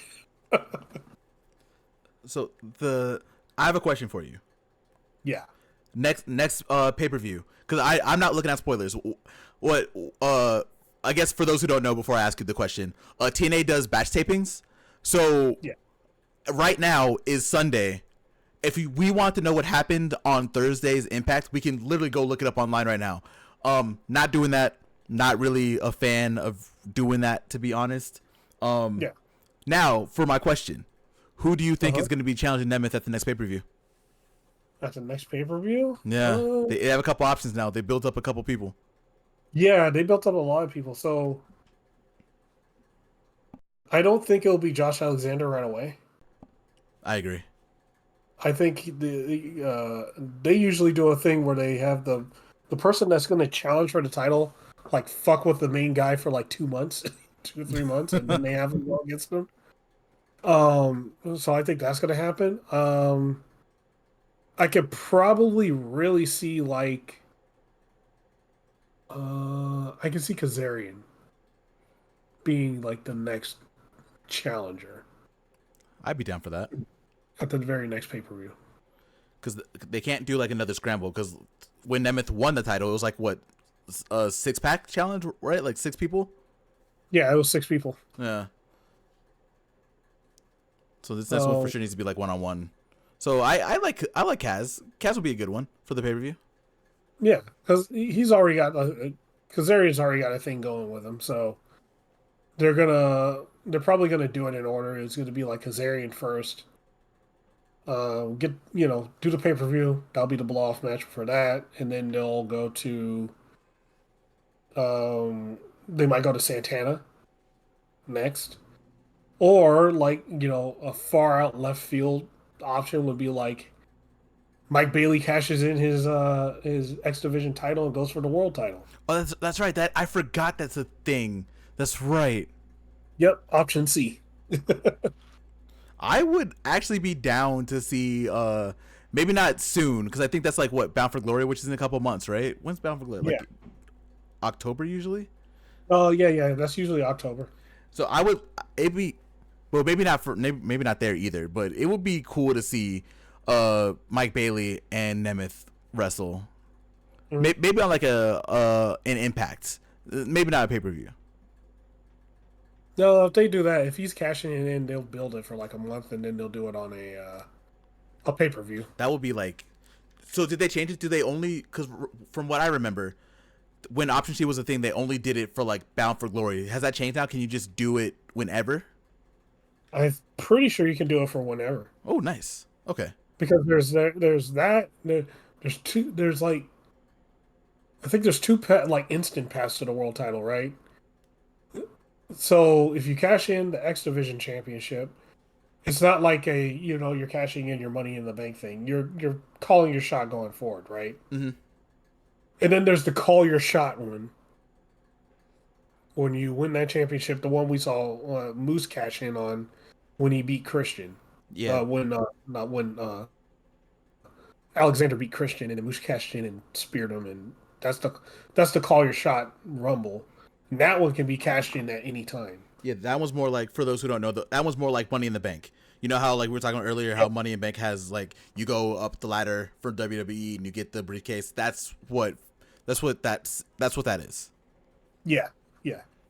So there's a couple paths to that title, and actually the call your shot one could be for any title.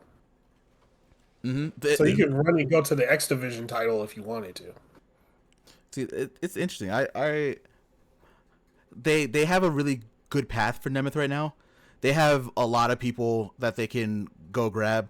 Plus, as much as we've been talking shit about it, they also have the NXT thing. There were a couple NXT graphics for matches that they were talking about on the show also, which was a little jarring to me. But they are in a working relationship now, so I guess that's the thing. Hopefully, that goes back and forth, because Wesley we were talking shit. Wesley is definitely like one of the bigger stars for NXT, and he was on TNA, which was dope. But so hopefully there's like some kind of cross promotion there also, where NXT says something about an Impact show. Well, probably not though. I hope so, but I don't think that'll happen. And just to be honest, Wesley wrestles better on TNA.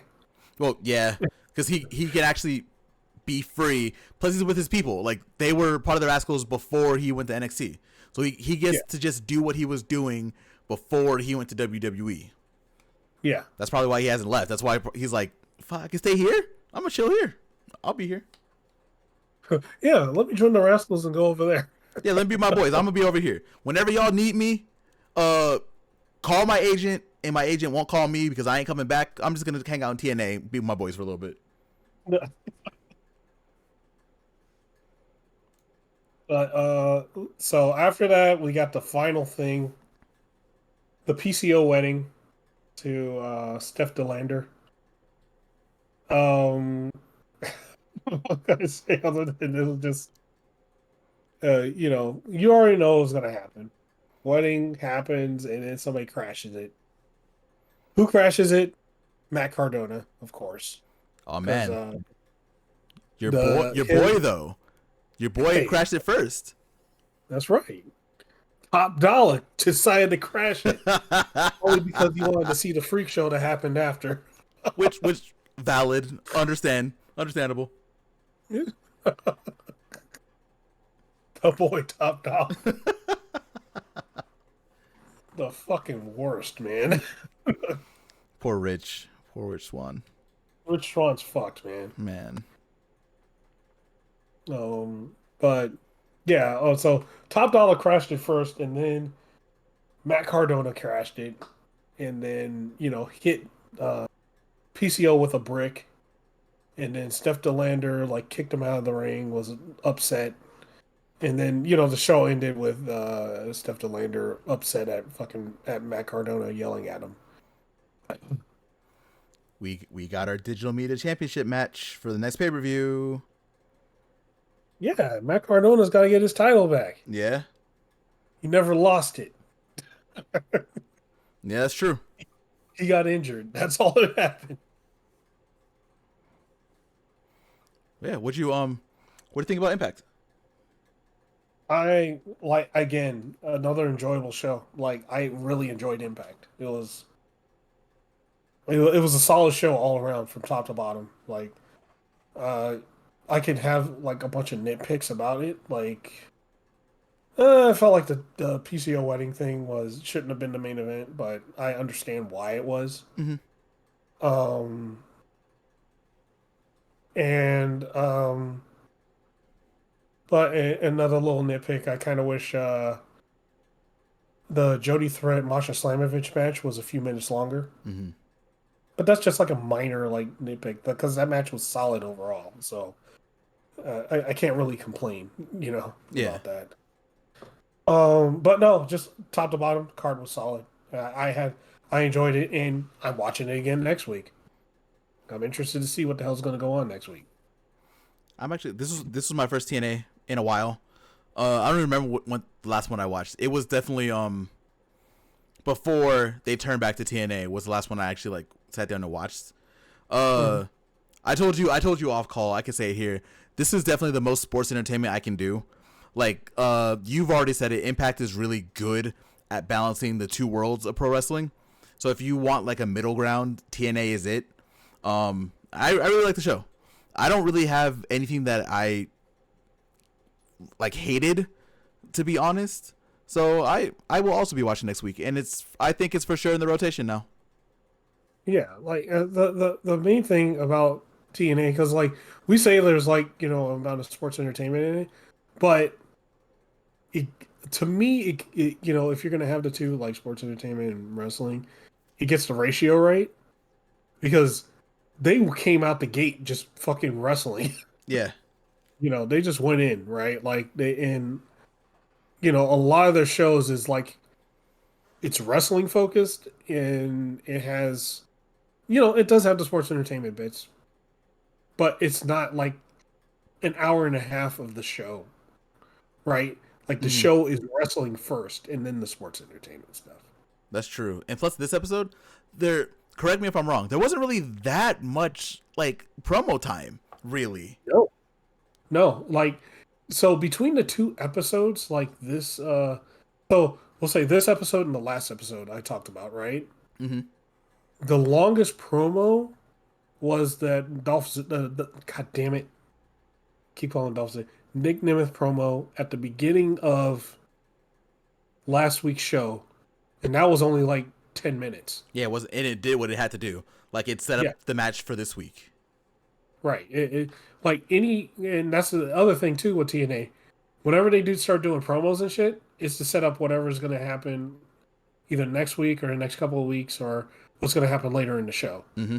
It's not something that's going to be like 5 months down the line and it's like, oh, they finally did this thing that they talked about. No, it's like literally that shit's happening. So yeah, I really enjoyed it. It was a good show. I think we can go to our. Oh, it did it for us. That was perfect. I think we can move on to our next segment. Oh yeah, AEW Dynamite. This is so the rest of the show is all AEW. This is our main event. Yep, We got three and AEW shows to talk about. we're gonna hit them pretty hard. I feel like AEW is definitely the one where we have like the most conversation. Like we're not gonna really be talking about WWE too much anymore. That's whatever. Impact TNA definitely gonna be there. I have a hard time wanting to like talk about it too much because everything was already taped. But I think we enjoy what we see, and then AEW is just AEW is AEW. You know. Yeah. Oh, you know what? I don't care if it was taped already. I'm just still going to talk about it because Oh, it's this oh, week's show. oh no, we're still gonna talk about it, but like usually we try to predict things. Can't really. We can predict things in TNA, I guess, but it's not as Oh, fun. well, yeah. We would have to like, we'd have to like do like 2 months in the future type deal with TNA. We'd have to go to every single taping, and then we have to figure it out from there. Yeah. But AEW AEW time. is time. So all right, we start out with our first segment with MJF. Um, you know, he came out. He got some immediate heat with everybody. American champion, the American hero, MJF. And so like while he's like doing the thing at the beginning, Osprey runs in and cuts a promo, and there was a good back and forth between the two, and after that, like Lance MJF announces Lance Archer to come to the ring, but I kind of paraphrased it, but yeah, like a lot of the back and forth between Osprey and MJF was really good. Hmm. Did what it needed to do. It didn't overstay its welcome, like it wasn't like too long or anything, and it did what AEW does best is like, oh, we cut in the promo and we're going right to the wrestling. They had AEW for like the last couple of weeks. They have not been doing this. Like the first couple promos were like 20 minutes before. Um, I I really enjoy what they did here because, like you Yeah, said, MJF came out. He talked for like maybe like 4 minutes. Then Osprey came out. Osprey did his thing, talking like, oh, you don't deserve the championship. Blah blah blah blah blah. Then we got straight to the match after MJF called out Archer, which was great. So we were in and out. It was perfect. Like this was. I hope they take this and do this a little bit more often because I think this was better than doing like 20 minutes of talking, then commercial break, then coming back and having a match. This was good. yeah. And man, whew, I'm glad Lance Archer is on my screen again. It's almost like they're listening to us. I don't Mm-hmm. know. Maybe. Who knows? It's a possibility. But the match was Lance Archer versus Osprey. Um, and man, Archer gets in the ring and starts off with a huge choke slam. Like he fucking choke slam Osprey to hell, dude. Almost sent him through the mat. It was crazy. It looked like he was trying to, man. Shit. And again, like this is it was like a very hard hitting match. And Osprey was getting hit pretty fucking hard, man. Like, whew, it was like Archer was trying to take it. It was a New Japan match, man. He was trying to take him out. For those who don't know, Osprey and Archer do have history. One of my favorite Archer and Osprey matches was, I think it was 2018 when it was night one of the G1 in Texas. They had, I think they opened the show, and their match was fantastic. And those two, Yeah. whenever they wrestle each other, it's just so nice to see. Plus, again, Archer the Boy is back on screen after we were asking for him. Perfect. Yeah, man. Like I am super happy Lance Archer is back on my damn TV. Thank goodness. Mm-hmm. He needs to be on there like every week. Um, but yeah, man, the match was hard hitting. There was like at one point they went to the top rope. Archer was going to try to choke slam him from the top rope. No, not Osprey. Lance Archer was going to try to choke slam Osprey from the top rope. Osprey reverses and does a Spanish fly. Um, and so here's the sequence, okay? Mm-hmm. Tell me if this is fucking crazy. So, okay, top rope Spanish fly. He pins Lance Archer. Lance Archer kicks out. Osprey goes, does the Oz cutter. Archer kicks out again. Um, then Osprey goes for the hidden blade. Archer reverses, hits him with a huge ass clothesline, um, and puts Osprey up and sets him up for the blackout. Uh, let's see, and then Osprey reverses the blackout, takes off the elbow pad, does the hidden blade, and gets the count for the win. That's another callback to one of their old matches too. It's fantastic. Man, that shit was fantastic, man. That was good. Um, and then MJF does the MJF thing. Right after the match, he runs in and attacks Osprey.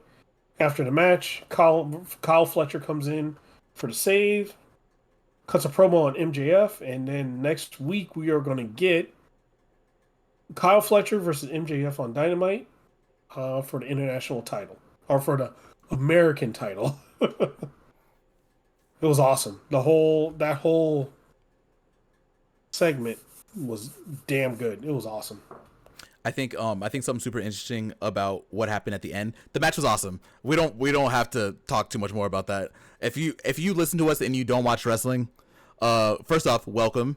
You're crazy for being here for over an hour and a half still. And two, watch this match. If this is a very good match to watch, find a way to watch it. Hopefully get into wrestling and enjoy it. Yeah, this is a super fun match to watch. When it comes down to the promo, something that was very interesting to me is after Fletcher came out and was running down MJF, Don Callis also came out, and Don Callis had this like look on his face where he was like not happy with what Kyle was doing.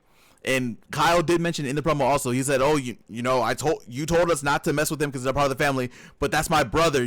I can't sit back and blah blah blah blah blah." And it was just, it's interesting. So, it sounds like Kyle's gonna be leaving the Don Callis family pretty soon, also, but not by choice like Osprey did. Yeah, Fletcher's about to get jumped out. Yeah, he is, man. Yeah, but I almost see the United Empire reuniting. Mark Davis, he's been out for a while. He might be close to return. I don't look up that stuff, but he might be close to coming back. Yep. We can finally get United Empire AEW. Yeah, pretty much. We got Bullet Club Gold. Yeah. All right, next up.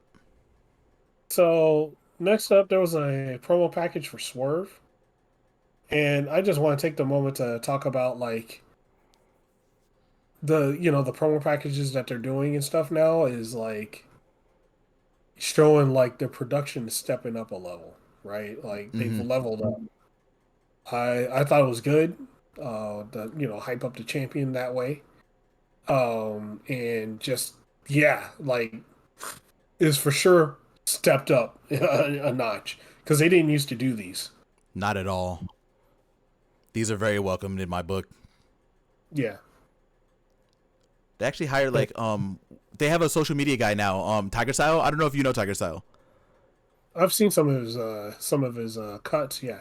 He's working for AEW now. He also does like a lot of the social media promos and stuff like that and Uh-huh. edits. Fantastic. Like AEW has really been stepping up over the last couple of months, and I'm happy that this is finally coming to TV. Like it's just so nice. Plus, like you said, fantastic promo or Yeah. video package. I mean, Yeah, it was a good video package. And then right after that we had Jericho with Marvez. Nothing really to, you know, talk about here. It was just, you know, Jericho talking about how he got injured, and that the next person on the list is Shibata. How Shibata should keep his head, uh, keep himself to his own business, and how they saw how they took out the other two guys, and that next week it's going to be Brian Keith versus Shibata. So yeah, that's pretty much setting up that match for next Dynamite. I'm not. All right, we got Chris Statlander versus Willow Nightingale in CMLL title eliminator. Yes, sir. That's gonna be this match was pretty good, pretty damn good. Um, but the start of this match was kind of interesting because uncharacteristically, right? Like Willow tries to attack Chris Statlander first, like before the bell even rung. Which it makes sense to me. Like this is Willow's character work right now is like top notch because why would she be happy with Stat? Stat literally betrayed her. Like Stat was her best friend and stabbed her in the back. So Yeah, Willow should not be out there happy go lucky and just waiting for things to happen. Willow should do what she did in this match. Perfect. yeah. So Willow tries to attack Chris Statlander in the beginning. Chris Statlander reverses and gets the upper hand before the bell, starts beating her up before the bell. And it started like, you're gonna hear me say this, quite a few times. This match, it was, they were hitting each other. They were hitting each other pretty hard. It was good back and forth. There was a whole bunch of offense by Statlander. Um, and there's this one part where we're about to see it right now. Willow does a Death Valley driver on the apron. And I'm like, God damn. Like a certain person would say, the hardest part of the ring. I was She's a Death Valley driver. bro when I watched that shit. I was like, fuck Stat's head, and then she ducked at the last second. I was like, fuck, man. Like I thought Willow was about to drive her head directly into the apron. It was Yeah, man. Like, oh, damn. And then, Willow gets distracted by Stokely, and then Chris Statlander attacks. Jumps off the top rope and is reversed. Willow reverses it into a power bomb. Um, and then Willow, I forget, she tries to do something, but Statlander gets the upper hand and ends with Chris Statlander doing a 450 splash onto Willow. And towards the end of it, Stokely gives Chris Statlander a chain. She wraps the chain around her hand, does a discus clothesline, and pins Willow for the 1, 2, 3. And then at the end of the match, Chris Statlander attacks Willow with a chair. And yeah, that's the end of that. this what I need from this match is one. This needs to be on the All In main card because Yes. now Stat has a chance for the CMLL Women's World Championship. And 2, I needs to be some kind of like hardcore stipulation. I don't know what y'all want to do. As long as it's not Texas Death, because I don't think they should be doing Texas Death willy nilly. They need like some kind of like no DQ stipulation here. Throw it on there, put it on the All In card. Let these women go to work for 20 minutes, 25 minutes. Oh yeah, I agree. I agree wholeheartedly. Like, yeah, like, and plus this is like one of the big feuds of the show, so I feel like it should be on the card. Mm-hmm. And finally, Chris Statlander got her win. Like we thought we were wrong twice about this. We were like, oh, okay, they're gonna wrestle the first time. Obviously, Stat's gonna win, right? We were wrong. And okay, Stat lost the first one. That means Stat's gonna win the second one. Wrong again. Stat finally got her win. She really needed this win because she hasn't had like a couple big wins recently. So it was good to see that she really needed this to like cement herself. And like I said, give us a no DQ stip, something.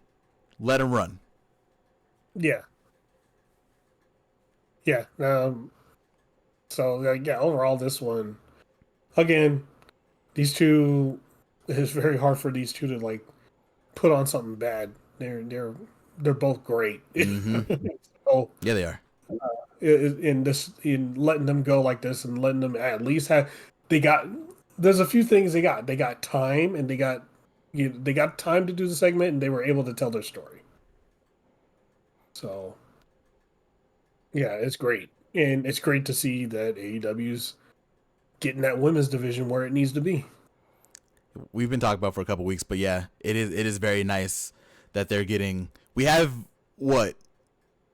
We have 3 pretty dope stories. One of the stories being the best story going into All In from the women's division. Like it's so nice to see. Yeah, it's great to see. Um but yeah, no, yeah, overall great segment. Um let's see. So the next one is Brian Danielson. Uh, and by the way, like I put in like a little side note. He's totally winning. Yeah, He's totally winning yeah. at all. Um, but Brian Danielson, he did. What can you say, man? Like he came in, did his fiery Brian Danielson promo.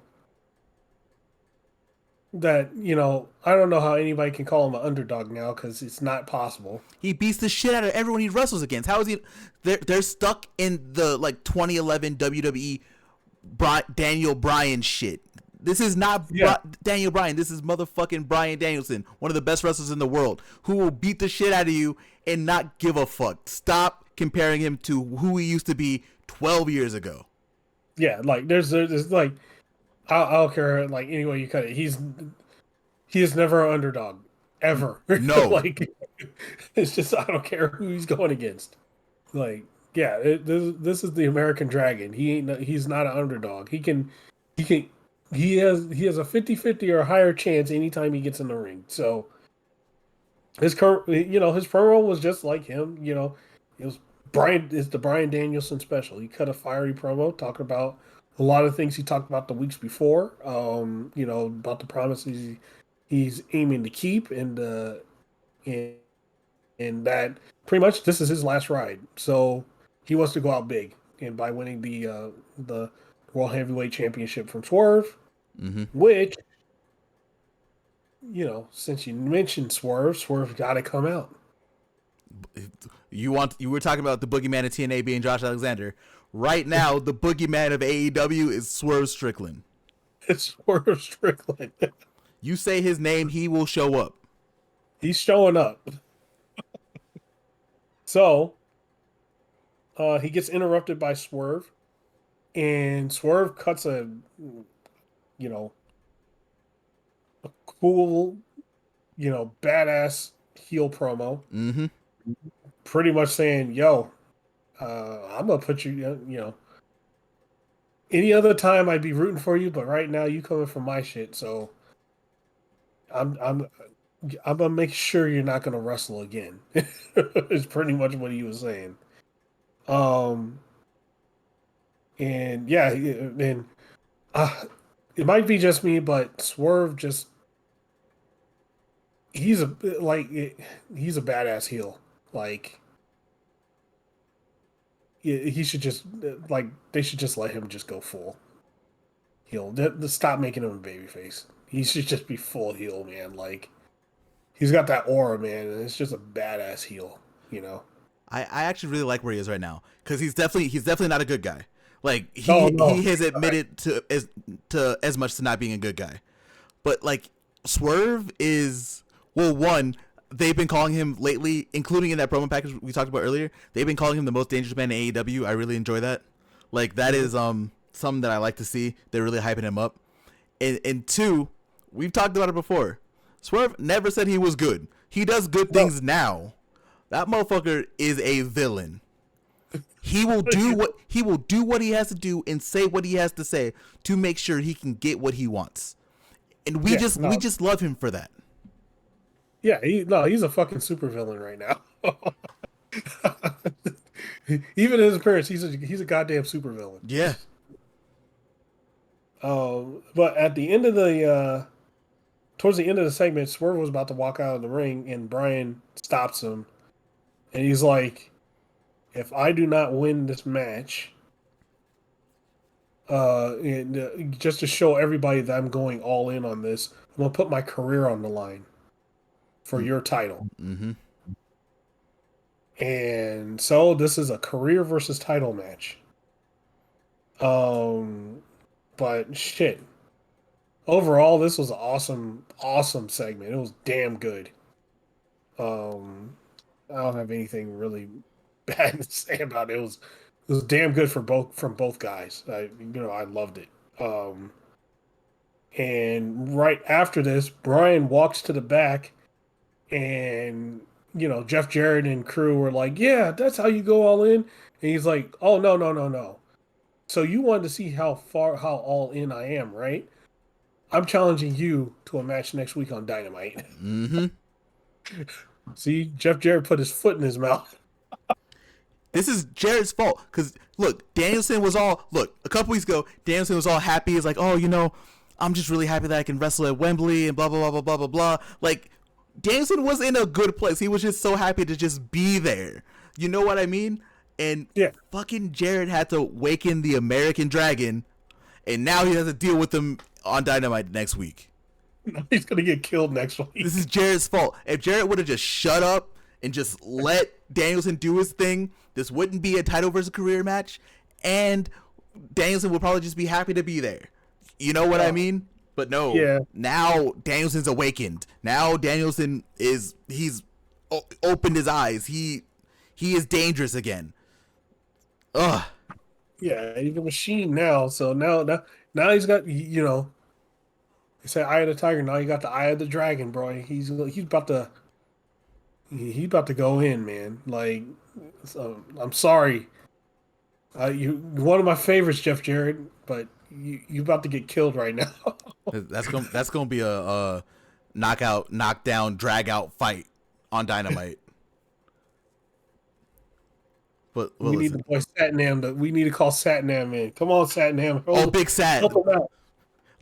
Look, the way Danielson was looking, I don't even think my goat Big Sat can handle Danielson right now. Like that, might have to watch out. Come on, Big Sat. Oh, help him out. Okay, You might have to carry Jarrett out the ring, man. okay, I can talk about this segment for an hour and a half. I Yeah. easily can because Danielson is one of my favorites ever, and Swerve is currently one of my favorites.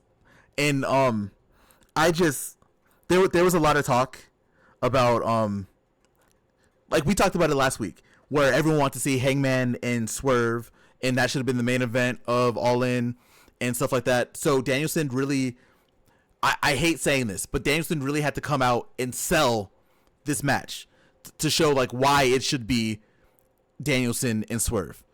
I was never out on this match. I told you that last week. I still want to see this match no matter what. I think putting this stipulation on there is very interesting because Danielson even said in the promo, his contract's expired, and that's a real thing. His contract's done. Like that was his last wrestling contract. So easily, this can be both ways. This can easily be like in your notes. This could easily be Danielson wins the title, easily, because title versus career.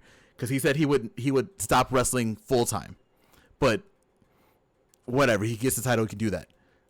This can easily also be a Danielson retirement match, because Danielson and Swerve are both from Washington State. This could easily be like the passing of a torch thing between Danielson and Swerve.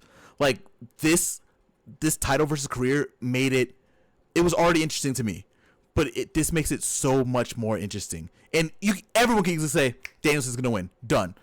Title versus career, obviously, but this could easily be a lot more deep than that. And I'm excited to watch this match when it happens. Oh yeah, it can easily go the other way. Like we can see Danielson win, because all he said was that his full-time wrestling contract was up. Mm-hmm. Doesn't mean he can't be in the backstage and also be a part-time wrestler. Yeah, but if he loses, he doesn't have to wrestle anymore, and he can focus more on the backstage stuff. This is why, like, all this, like, no matter what, there is still a chance for Swerve to win this. I'm not sure which way I'm leaning, to be honest. Like, I'm sitting here right now while you've been talking. I was actually thinking about who I think was gonna win the match, and I couldn't tell you, like, because while you were talking, I was also going back and forth. Like, I could see Danielson win this match and having like a short title reign, like I said before. I can also see Swerve winning this match and having this be like Danielson's like in-ring farewell. Like, I can't pick, and I don't have a favorite in this match either. I don't know what I want, so I'm gonna try to figure that out. But I'm actually very excited for this match. I was already excited before, but now I'm very excited. No, it's gonna be damn good, dude. Like, they're gonna put on a show. Mm-hmm. I'm ready to see it. Let's see. Yeah, man. So that whole segment, damn good. Yeah, it was. So our next match was Mortos. Let's see. Roddy Strong and Roosh versus Mark Briscoe, Orange Cassidy, Ishii, the Conglomeration. The Colts back at it. This is the definition of one of those matches that's just a damn car crash. You can't stop. Everything, and people were flying everywhere. Bodies were everywhere. Like, the shit was crazy. The thing that I came out with in this match, though, is I need Ishii versus everybody. Mm-hmm. Because he was going one-on-one with all the people on the opposing team. I'm like, okay, I need to see Ishii in a singles match versus all those guys. And then there's Mortos. I need to see Mortos in the match with all the guys on the other team. Because Mortos is fucking badass. He's such a badass wrestler. Yeah, I like him a lot. But, this match ended up with Mortos pinning the Ring of Honor champion. Yep. Mark. But, man, yeah, it was a good match. Like, it was fast-paced from start to finish. Like, it was all-out madness. It was crazy. It didn't slow down one bit. It was just, yeah, it was, from the start of the match, it was chaos. Before we hop off of this, because there's not really a lot to talk about this match was a very good match to watch. I enjoyed it. Mortos, you already gave the shout out to. Fantastic. Roosh, huge shout out. You've always been great. It was nice to see you in a ring. Mark Briscoe, you have definitely been stepping it up. I've been calling you a cult leader. Usually you're talking like your brother. Jay was the talker. You got it now, bro. I don't know what happened. I don't know if his soul infused into you. I don't know what happened, but you have been stepping up on another level. Someone else I want to talk about too is Roderick Strong. Man. Ever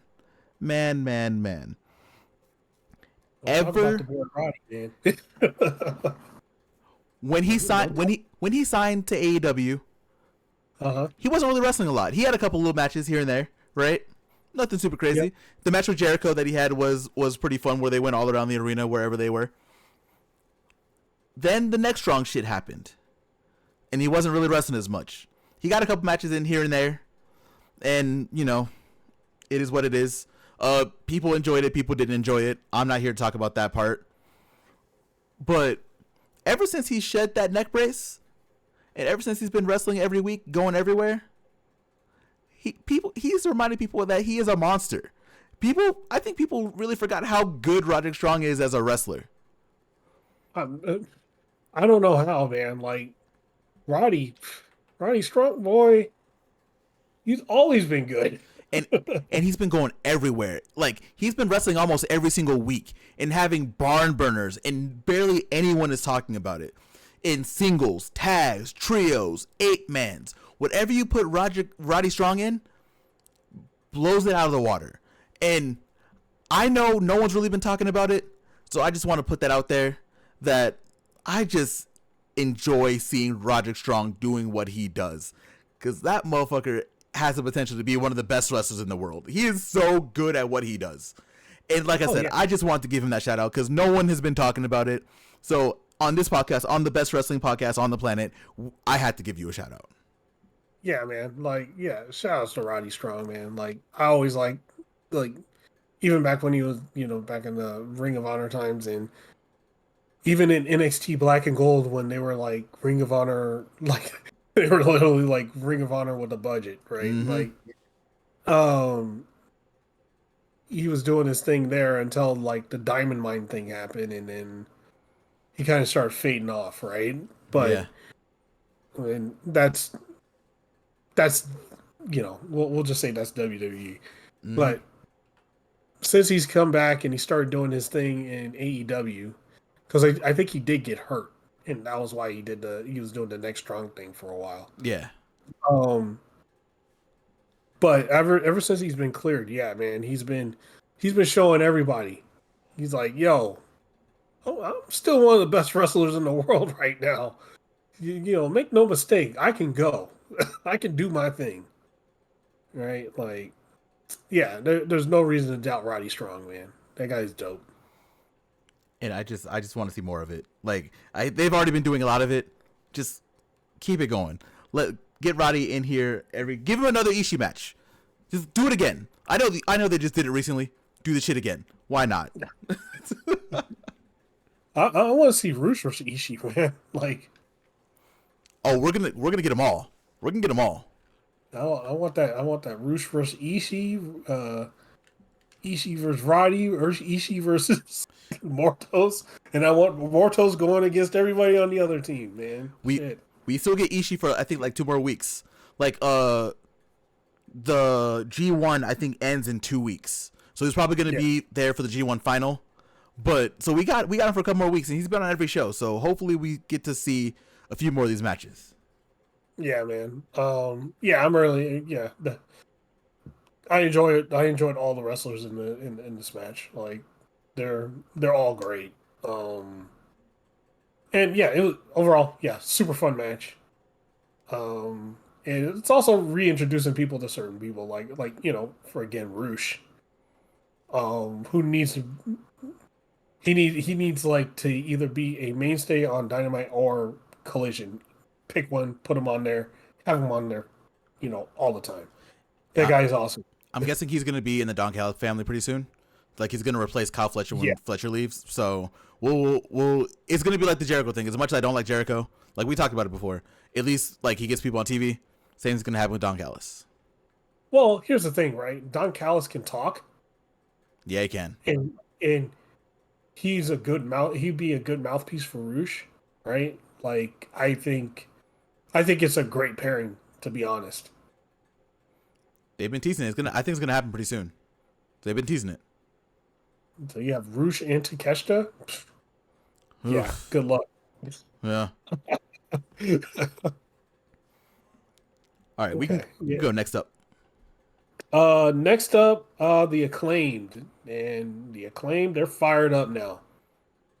They were talking about how they came to Dynamite in the FTR's hometown looking for FTR for a fight. They couldn't find FTR, so they're gonna find their ass on Collision, and they want to fight him there. Um, Not much else to say other than finally the Acclaim is serious. It's great, great promo by the Acclaim. They're finally serious. It's good to see, finally. Yeah. And they're not like the joke character anymore. They're finally being serious. So I think it's good. The only thing I have is I think Max Caster talks too much. Yeah. But other than that, yeah. Well, not only that, he kind of like he does the Batman thing where he like talks longer than he should, so Bowens can't talk. And he keeps on calling himself the best wrestler alive. Just shut the fuck up, bro. Yeah, no, get out. You're not even close. You got. Are you close to Osprey? No, He's not not even he's close. not even in the same solar system as like the top 100 wrestlers right now. Yeah, no. No. Yeah, no, yeah, but that's what with that, and then right after that there was a Mariah May segment, and it was Mariah May basically sending her message to Tony Storm, just talking about that she didn't like what she did. She didn't really care. Yeah. There's not really a lot to talk about it, but um what she said, I think one thing she said specifically was like she got her trust, and she sliced her open and wore her skin. I was like, shit, Mariah, calm down. Like I get it, you're evil now, but you don't have to be a serial killer. Chill. Oh, she's going all in. Um I guess we can combine what happened right after this because Tony Storm came out right after this. uh, yeah. So right after that, Tony Storm comes out. She, she talks about what happened to her with Mariah May. She started hitting herself with the fucking heel. Started hitting herself out in the head with the heel, and she's pretty much saying, it all in. She's going to war. They're gonna fight. That's literally the gist of it. Like they're all in, all shit. Everything is off. We're gonna fight, and she rose up the women's title, put it down, and then she started beating her chest and stuff like that. It was like it's like, damn girl, chill out. Fucking look, Tony was betrayed. Like I again, if you're watching this and you don't watch wrestling, first off, welcome, and Jesus Christ, it's been like 2 hours. You're still here. Anyway, the fact that to begin this whole thing, Tony didn't even acknowledge Mariah, like at all, and we come from that to eventually Tony like at least opening up to her, to then liking her, to then like literally loving her, just to have her heart broken this way. Like Tony has lost it, and this is, as much as I don't like using like young people terms, this is a very justifiable crash out. Tony has lost it, and it makes sense why she lost it. That match is going to be brutal at All In. Wait, that's a thing. A crash out is a thing now. Tell Yeah, me all the it's always been a thing. It's like people have been saying that for a long time, but now it's just everywhere. And like I said, I don't like using shit like that all the time, but that's what's happening to Tony. She's losing her mind because the person that she loved betrayed her, and she's learned that the person that she loved never actually cared about her at all. She just used her to get in this position. So she's losing it. She's crashing out. It happened. Okay. Hmm. Okay. Well, I think, yeah, we can move on to the next one. Yeah, we can. So next one is the debut of Camille versus, I didn't get the local talent's name. I'm sorry, local talent, but you're local talent today. I thought they're gonna Camille put versus local talent. I thought they're gonna put her name up there as like a lower third, but they didn't. So I don't know what her name is either.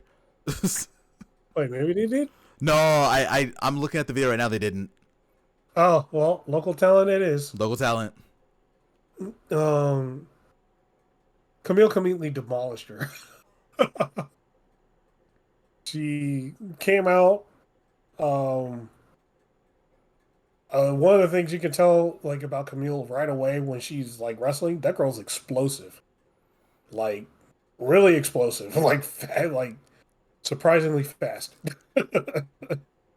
She's big, she's fast, she has a lot of power. Does you know uh, for this match, she as short as it was, she has a good interesting move set, and she looked good.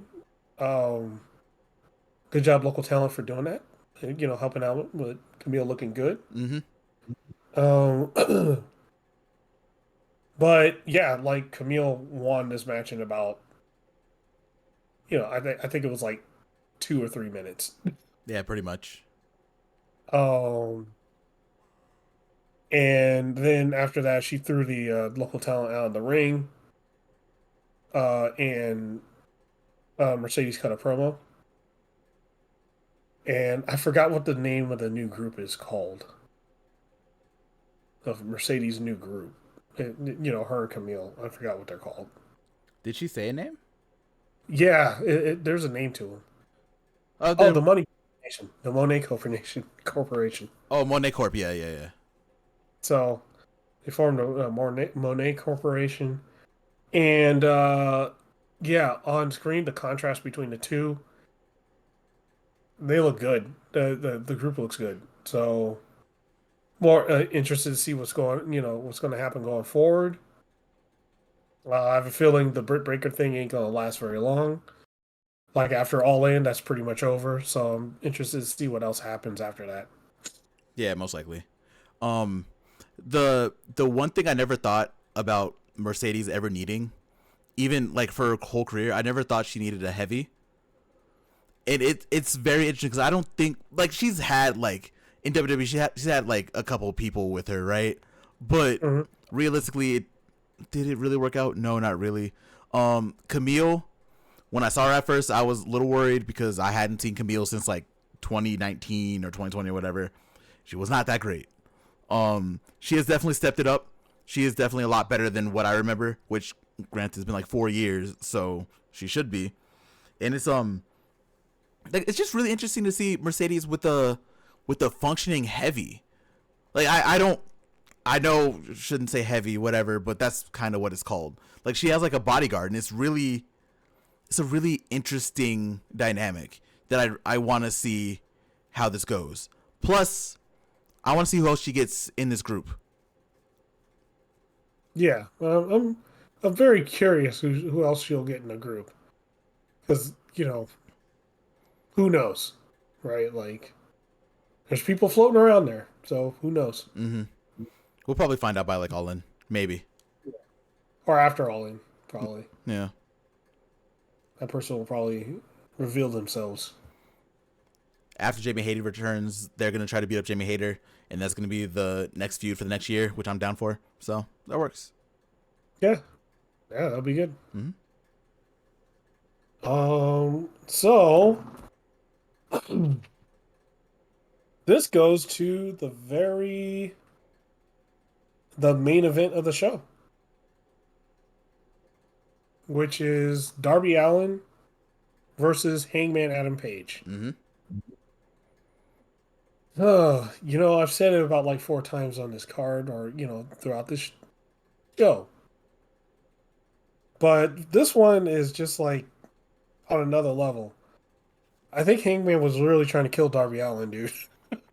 I every time I see Darby Allin in a ring, something happens to where I am surprised that he's still able to walk. And it happens every single match, without fail. This one, when Hangman threw him onto the steps, to the steel steps, and his back cracked right into like the middle of the steps, like right on, like not the edge, but you know, right on like the flat piece. I was like, bro, Darby, fucking, I wish you would just climb Mount Everest, because hopefully that would have got the shit out of your system. Because now you're being extra insane. You have to make up for lost time. Bro. Yeah, fucking, I'm gonna let you. First, I'm gonna let you kick me in the face with tacks. Then 10 minutes later, I'm gonna come out to Raw Rampage. I'm gonna do something. Now, this week, throw me in the steps. Just go ahead, do it. Yeah, I'm fine. Oh, before getting thrown into the steps, triple powerbomb me on the apron. Yeah. Make sure I can't walk when I'm 40.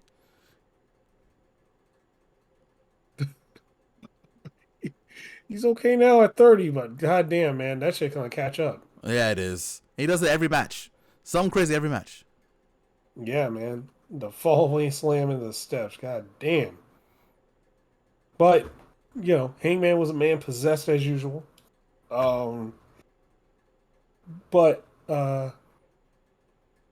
Darby ends up winning. He pins Hangman by the grace of God. He somehow wins this match. Because fucking Hangman wasn't worried about trying to win the match. All he wanted to do was just hurt Darby. He just wanted to kill Darby. And you know, something that people didn't talk about that I'm going to say now, that people are going to be like, oh, when they hear this, like, oh, that makes sense. You think it was a coincidence that Hangman and Darby were wrestling? Nope. It wasn't. Because Darby has not only a shot at the TNT champion at All In, that part doesn't really matter, but Darby now he's the number one contender for Swerve's world title, or the world title. So, you know, and he just so happens to be wrestling Hangman. And what normally happens when someone beats a number one contender for a title? They usually take that number one contendership and they take the match. Yep. And yeah, man, like what can I say? The insane match. Hangman is crazy. That motherfucker's crazy now. I enjoy every minute of it. He shouldn't even lost the match. It was his fault that he lost his match. Yeah, no, he should have totally won. Mm-hmm. He could have ended it any time. He chose not to. Oh yeah, there was a weird electrical issue in the arena. It was like the lights all turned out, like all the lights. It was crazy. Yeah, like, it was weird. I thought it was like, oh, somebody coming out. I was like, nope. It was just some electrical malfunction. Error. It's an error. Don't worry about it. Everyone just ignore it. No, it's just Okada in the back. They should have just had Okada just pop up. They had the video. You know, I'm so sorry. Like, they had that video. They could just play that again. Yeah, they could have just played it. I'm so sorry, bitch. But yeah, man, like, just overall, it was a great show. Like, another good solid AEW episode. Should I say this? I'm gonna say this. AEW kind of gave me the show that I wanted because that was my birthday. So I appreciate AEW for doing that.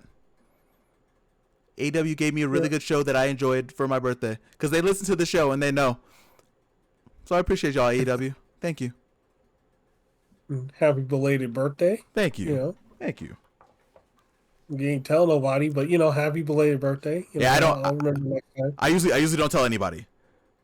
But yeah, you know how I found out? How? You know, not from the show. I was gonna wait to I was waiting until this point to see if you actually mentioned it. But yeah, I found out. I was like, LinkedIn does what LinkedIn does. It's like, oh, you have a whole bunch of fucking messages and shit. Oh, it was Lionel Brandon's birthday. I was like, wait, what? My birthday's on LinkedIn. I need to change that shit. I take Yeah, that you off. literally told everybody on your LinkedIn it was your birthday. Yeah, I had to By the take. way, I had to take that shit off. I don't. I'll log into my LinkedIn at all. I need to change that. I don't want nobody to know. My birthday's not on anything. yeah, happy late ass birthday since you ain't told Yeah, nobody. thank you, thank you, thank you. AEW gave me the present that I wanted, so I'm all good. And you were in Dallas too, so Yeah, that don't. Yeah, that uh, was great. yeah, I think we can move forward. We can knock out these next two shows pretty quick yeah. because the story show was pretty much Dynamite. We can knock out Rampage and Collision pretty quickly. Well, let's hit it. Okay. I'm gonna go pretty quick. I'm not really gonna talk about what happened in these matches because a lot of these matches didn't really have too much. It was just kind of matches. We're gonna start with Rampage, AEW's Friday show. To start, Yeah, it was Wheeler Yuta from the Blackpool Combat Club, which is Danielson's faction, with Claudio and John Moxley, against the Butcher, my boy Big Butch. Big Butch. Big Butch. Butcher lost. Wheeler won the match while Danielson was on commentary. So Danielson was kind of talking a little bit about his match with Swerve, but he was also basically bigging up Wheeler Yuta because Blackpool Combat Club, they all work together, they all train together. So that was the thing that they do. Wheeler won that match. Very excited. Woo. I'm just gonna run through it and then we can talk about anything that you want to talk about in Collision right after because it's pretty quick. Yeah, Next match was Brian Cage versus local talent, Manny Lowe. Cage destroyed him because he's getting prepped up to wrestle Kyle Fletcher on Wednesday. Gave him a win before that. Very easy, very quick. Whatever. Next match was Nyla Rose versus Harley Cameron from the Outcasts. This one actually a pretty good match. Like this one was fun to watch. Like if you watch anything from Dynamite or from Rampage, which is an hour-long show, this is one of those matches to watch because this was fun to watch. Nyla Rose won after picking up Harley Cameron from a Bronco Buster into a Beast Bomb. Very fun match to watch. After that, Renee had a backstage interview with Kyle Fletcher and Don Callis. Don Callis is not happy about Kyle Fletcher doing what he's doing, helping out Ospreay. But Kyle said he wanted a match. Brian Cage came up and was like, "You want a match? You can wrestle me. We'll wrestle on Collision." And that was that. After that was my boy Brian Keith, the bounty hunter. I'm not calling him the bad apple. I refuse. Versus local talent Jackson Drake. Jackson Drake, I think it was his name. Keith beat him and then put up a promo saying that you're gonna learn a lesson with me, Shibata, because we're gonna wrestle blah blah blah blah blah, and that happened. It was nice to see Bounty Hunter do a thing. It was nice to see him wrestle. He's gonna wrestle again. He's gonna wrestle Shibata, which I'm so happy about. We can see that on Wednesday. yeah, And then main event. This is the one that actually to me is the most interesting match because I didn't think that this was gonna happen. It was MXM Collection, which is Madden and Mansoor versus Private Party, which is Mark Quinn and Zay.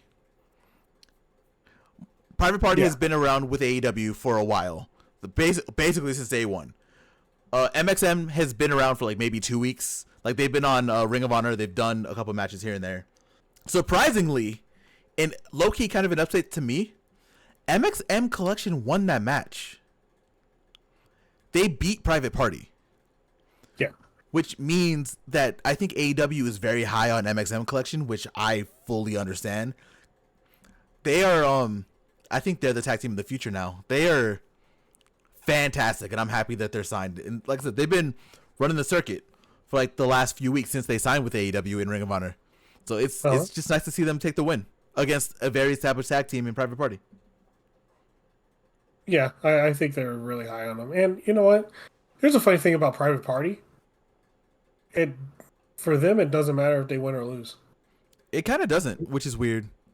It's an interesting position that they're in because like they win, it's cool. They'll win. They're, they can be a threat. They can, do things. But if they lose, it almost never hurts them, which is a very interesting dynamic. I think that win against the Young Bucks like 5 years ago has still Uh-huh. stuck with them because it really doesn't matter. Plus, like they've been out on and off. Like Mark Quinn has been out a few times with injury and stuff like that.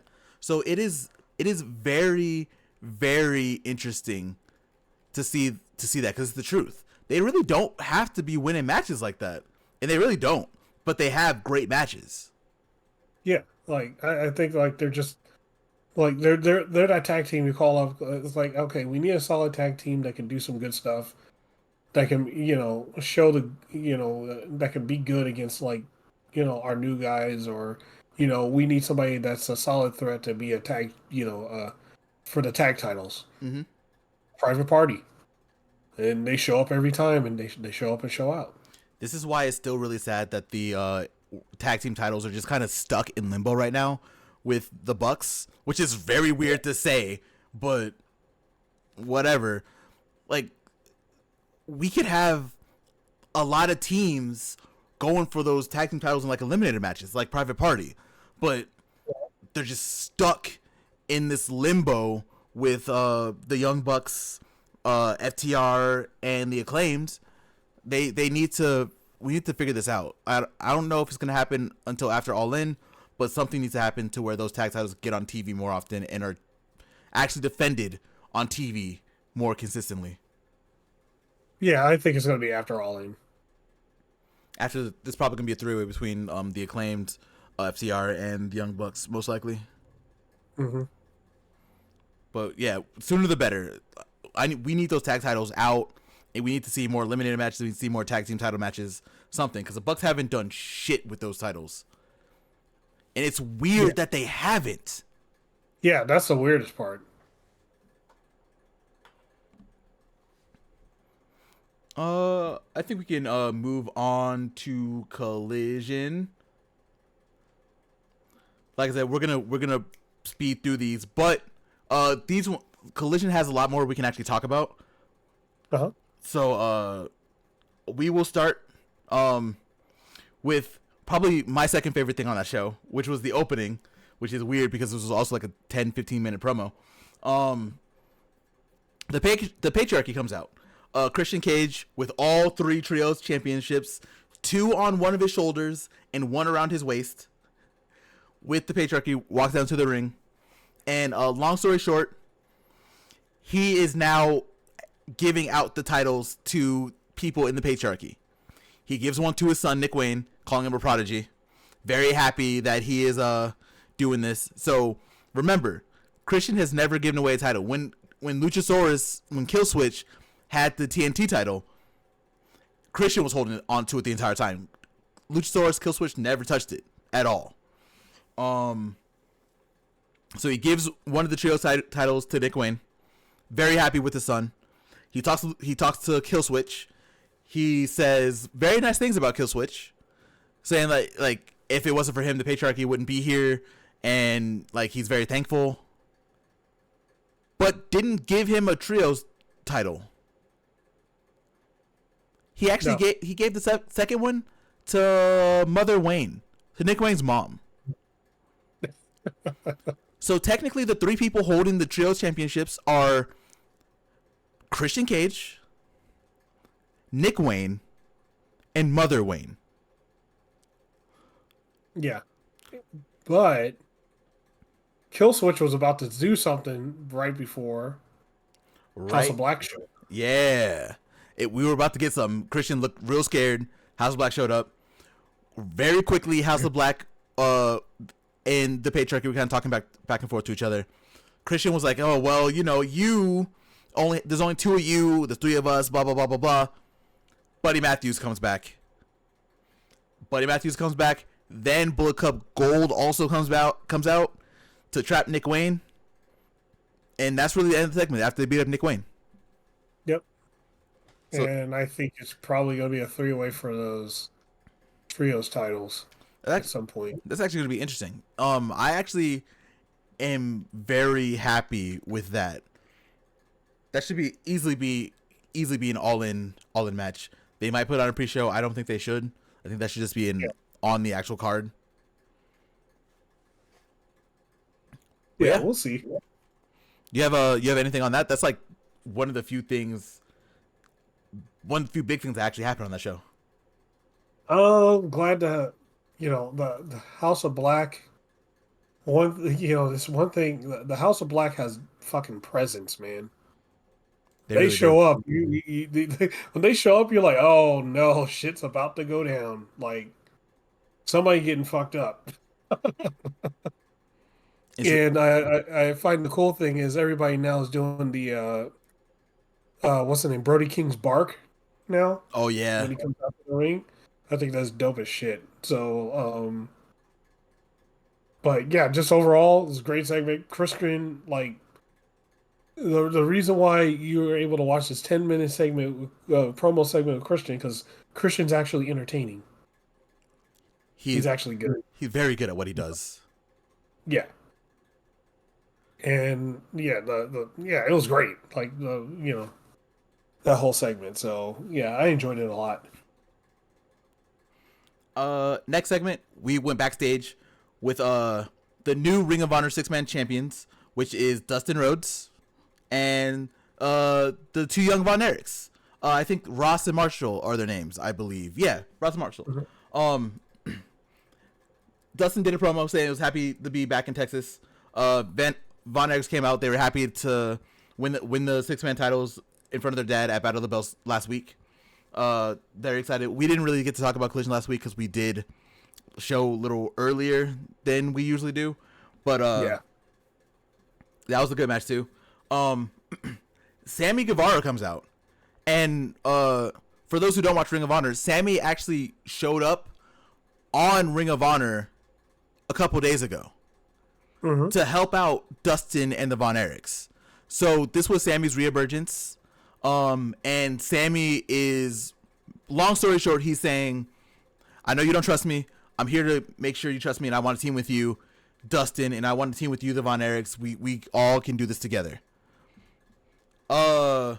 Very interesting to me. What do you think? Sammy's totally turning on him. Oh yeah, for sure. Oh, easily. He's the in for the learning tree. That's all I'm gonna say. No, bro. Please keep Sammy away from Jericho. Please. The vortex is happening. Oh my god. God, I hope that's one of the things we're wrong about. I really do, because please let Sammy be his own man. Sammy's been stuck to Jericho for 5 years. And he's got nothing for it. Please let him do his own thing. If you want him to be a heel, fine. Let him be a heel by himself. Please. Yeah. Yeah, I it's hard to, not see that happening, but I feel like it is. But hey, I hope I'm completely wrong. And Sammy does his own thing. Mm-hmm. Let him be a heel in Ring of Honor. I think it would be really good. And let him do his thing on Collision while they're doing the Summer Series.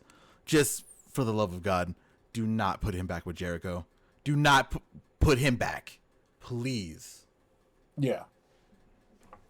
Okay, next up, was a 3-way, and the winner of this 3-way became the number 1 contender for Okada's Continental Championship. Which, funny enough, we were talking about Okada last week. Why don't they do anything with Okada? He now has the number 1 contender. It was Claudio Castagnoli of the Blackpool Combat Club versus Tomohiro Ishii, they are literally saying the conglomerate's Tomohiro Ishii. Fantastic, by the way. And the new Ring of Honor Pure Champion, Lee Moriarty. Again, I'm not going to get too much into the match. It was a very good match. Claudio ended up winning. So the next match we're going to get is we are getting Claudio versus Okada at some point in the future for the Continental Championship. Oh wow, that's good. Mm-hmm. We don't know when. All we know is it's a future shot, and all I'm gonna say is the last time we had a future shot on Collision for someone for a title, they got forgotten. So I don't know if the match is even gonna happen, but it's there. Hey, hashtag. What about Pac? I brought him up. What about Pac? See, this is the first thing I thought. I was like, oh, the first thing I was like, oh snap, we get Okada versus Claudio. That's gonna be cool. Oh wait, the last time we had a number one contender match on Collision, nothing happened. I mean, it's only been a few weeks, but still. What about Pac? It's about to be what about Claudio in a few weeks. Oh no! What if Claudio gets the match at All In and Pac isn't even there? Pac's just sitting there. He's like, "Hey, hello." He's sitting at the entrance in a chair. Not even in his. This is the one time he's not going to be in wrestling gear. He's actually going to be in actual clothes. He's just going to be sitting there the whole time, all 16 hours of All In, just right in front of the thing. And everyone's going to be like, "Oh, that's right, Pac's here." And they're going to move on, and they're going to be watching the show again. Oh, you back? All right, time to do the show. But yeah, that's the thing. So at some point, we're most likely going to get Claudio and Okada. That should be a really good one. Yeah, that should be a damn good one. Next up is the wrestling match of wrestling matches. Everyone should just give up now because there's never going to be anything better than this. We had the premier athletes, which are Tony Nese and Arya Daivari, versus basically a god of Mexico and a new god of Collision. The god of Mexico being the CMLL middleweight champion, Mystico, literally a god in Mexico, and Hologram, the 3-week sensation who has just taken over Collision. Match was fantastic. It was very fun to watch. Mystico and Hologram working together was just it was kind of surreal. I don't know what it was. I can't explain why it was surreal, but it was really cool seeing those two work together. Like it was like I said, a god of Mexico, someone who was literally worshipped in Arena Mexico, versus a new up and coming, like, amazing luchador. Match was great. Yeah.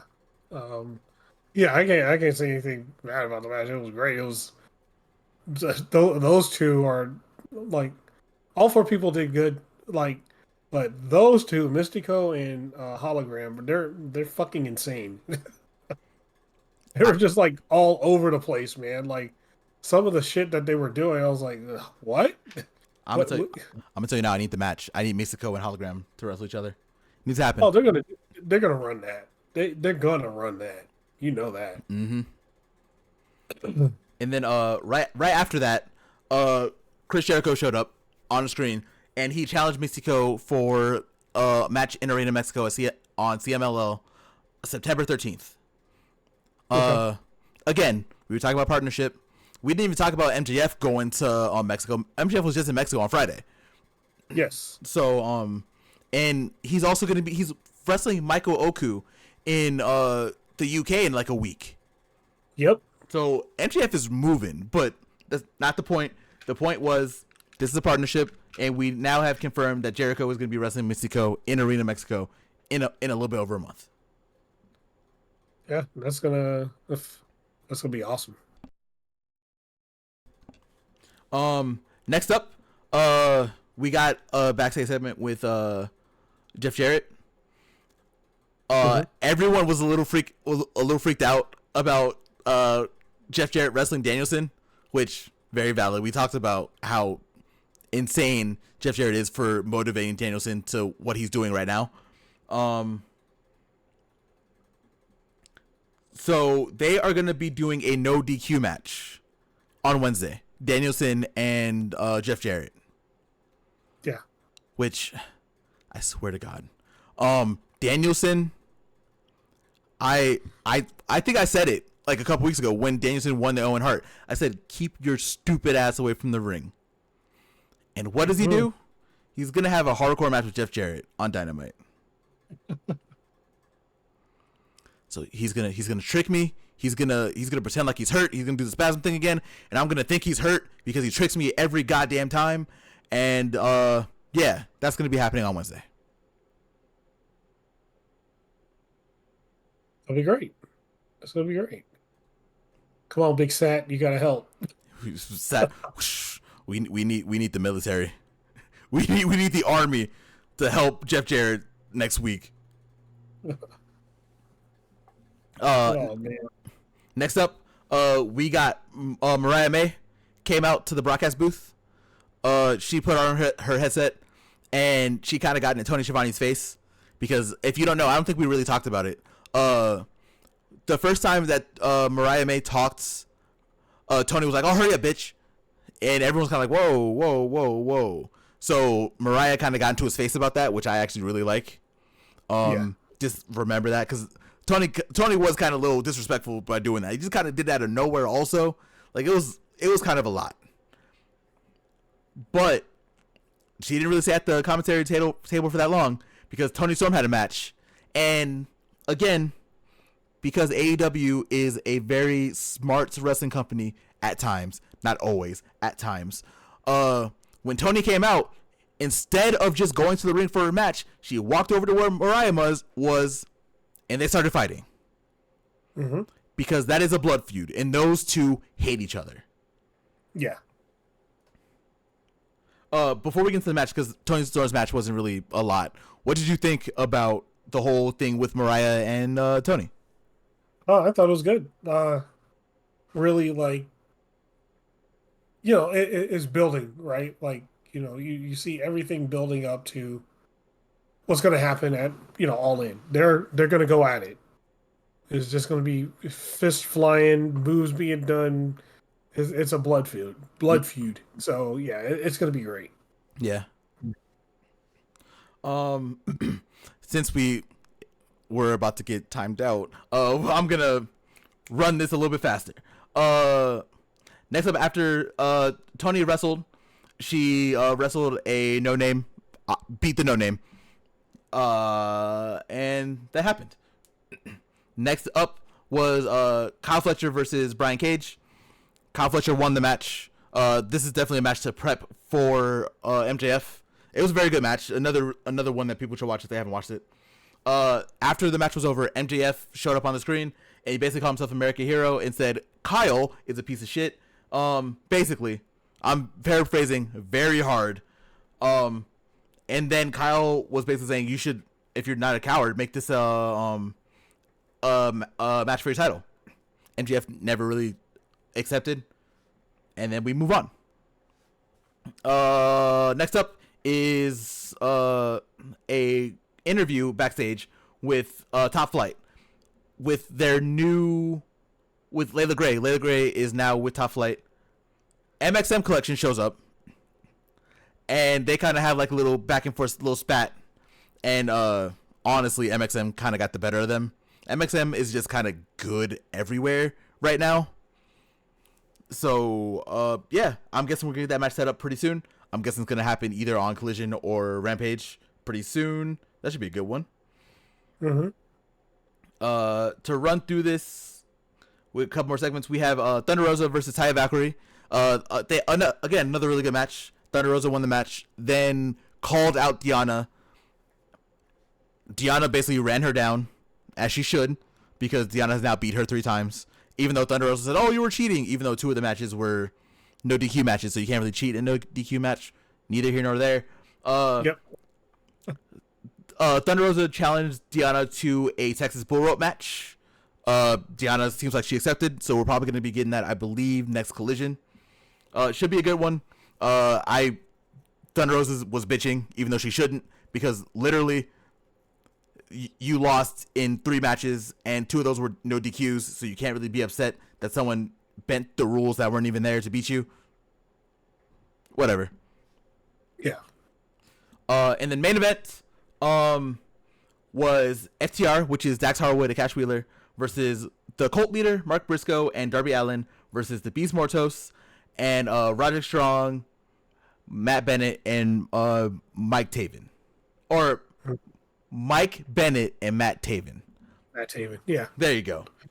Another really fun match. This is definitely like one of those Collision main events where they get like 20 minutes, they just kind of get to run. It's a very good version of what happened on Dynamite with the 6-man. Okay.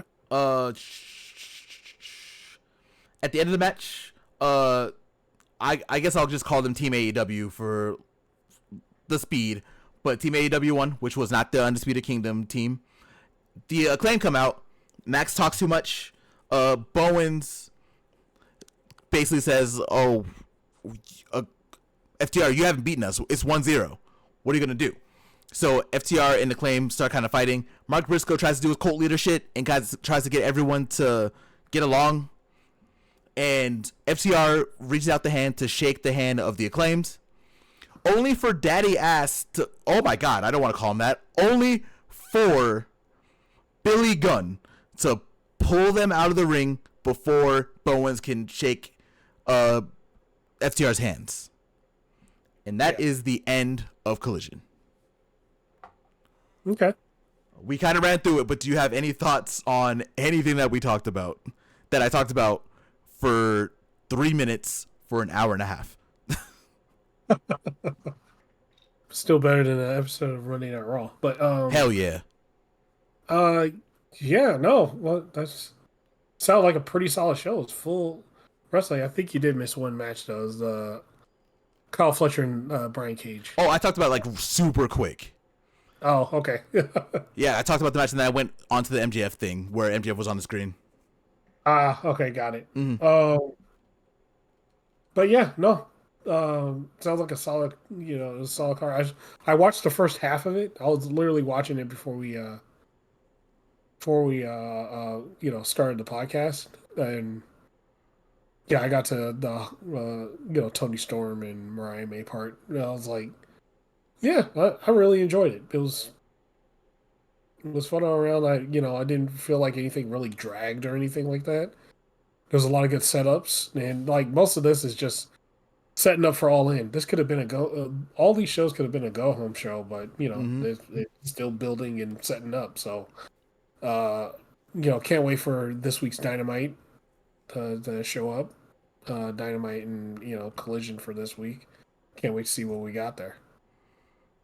It's gonna be good. I think AEW's been doing a lot to build for All In a lot better than they did last year. I think All In's build last year wasn't really great, but at the same time, they had a lot of people missing last year. Yeah, This year, AEW has really put their story hats on, and they got a lot of good stories going into All In. This should be very exciting. yeah. It's a great time to be a wrestling fan. I'll say that right now. Unless you're a WWE fan, because that shit sucks. Any final Oh, thoughts, Prophet? so final thoughts is TNA. Shout out to TNA. The past couple weeks they've been having good shows. They're always solid. Um, you know, I really enjoy watching them. AEW is doing their thing. You know, going all the way. And one thing I wanted to mention about Top Flight. So, I love Top Flight. I think they're great. Mm-hmm. But think about what you get when you roll like if this was an RPG, right? Mm-hmm. You rolled 100 on wrestling, right? And like 2 on promo skills. God, That's yeah. tough. That's why they need. So That's why they need Layla Gray. yeah, I'm hoping Layla Gray can bridge the gap for him and get them like right in the middle to where they can be, because pretty much talking is their fucking bad part. And so I hope they spend like the next year or so finding their character, finding who they are, and elevate what they can be. Because again, like we said a while ago, Osprey used to be the same way, Mm-hmm.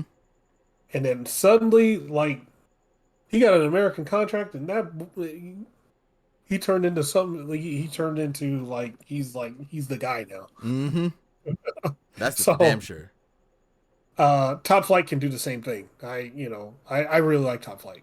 So I need to, I just hope like either one, they get a mouthpiece, which it looks like they're getting, or two, they start getting some of that, getting better at like cutting promos and finding, what I won't say finding what drives them, but finding like finding that character that they are. I think I think it sucks for them that they're wrestling MXM because MXM just wrestling wise, I think Top Flight is better. Not by like a ton, but I think Top Flight is better. But character work, MXM just kind of blows them out of the water. Even with Layla Gray, like MXM was just so much more interesting to listen to during in that promo section. Like I know you haven't listened to it yet, but once you get a chance to, just I feel bad for Top Flight actually because of that. Yeah, well, MXM, those guys are pros, man. Yeah, they are. Like they're damn good. So like, you know, they got good character work, and they're solid wrestlers too. So they got everything. They got a Mm-hmm. little bit of everything. Top Flight on the other hand has got, they rolled 100 on wrestling and put 2 on promo skills. So, I need you to take a little out of wrestling, Top Flight, put it in some of that promo, and you'll be good to go, guys. Ring of Honor would be really good for that. Like I Ring of Honor has been used a little bit more as like a training ground for a lot of people. As much Mhm. as people don't like that, I'm kind of in the same boat because Ring of Honor used to be something very special. There are still some pretty. I would compare NXT or well, yeah, I would compare a Ring of Honor to how NXT Black and Gold was, where they have a couple people that are really for real trying to train, trying to find their characters, but the top of Ring of Honor is immaculate. So that's kind of where Ring of Honor is right now. So we'll Yeah, hopefully they go down there. Sammy's down there now, so he should be learning a lot more. Again, he can stay away from Jericho down there. A lot of people can do very good in Ring of Honor right now. yeah, they can do. Yeah, if they want to, right? Like, Yeah. if they want to do the work, they can do it. There's certain people that went to WWE that only did their work in ring and decided not to like do anything outside of that. Mm-hmm. So it's now showing in why they're completely gone from the card after like a month. Yeah, sadly. Yeah. So, um, but yeah, like AEW again, pretty solid week. TNA solid. WWE, ugh, No, we're you know, not. We're probably not gonna be talking about them anymore. I think. not for me. I'll just say not for me. I'm not Yeah. gonna. I'm not gonna go the low road and shit on them. I'm just gonna say not for me. You had your experience. You did your experiment. We're good now. Yeah, we're good. But that's the show. I said Yeah, it. man, it's like a super show, bro. I said it before. This is easily the longest show that we have ever done. So, Yeah, yeah. it's a mega show, super show. We didn't even talk about New Japan because I'm behind. Yeah, well, that's next week. This next Super week. show number 2. Lord have mercy. But ladies and gentlemen, thank you all for listening. Thank you all for watching. As always, if you like the content, make sure to follow the channel. Give us a little sub. If you like the video, definitely please like the video. Get us out to more wrestlers because I'm pretty sure we're in the ears of some people in a couple different companies right now. But yeah, that's it for me. Prophet. Yeah, guys. Once again, you listen to the show. Thank you for listening to the show. And don't be afraid to comment. We'll read the comments, answer back when we can, and maybe we'll answer some of the stuff on the show. We'll set aside time to, answer some things on the show, and it'll be a fun little segment. So definitely comment and subscribe because it helps us out. And once again, thanks. Later, y'all. Later.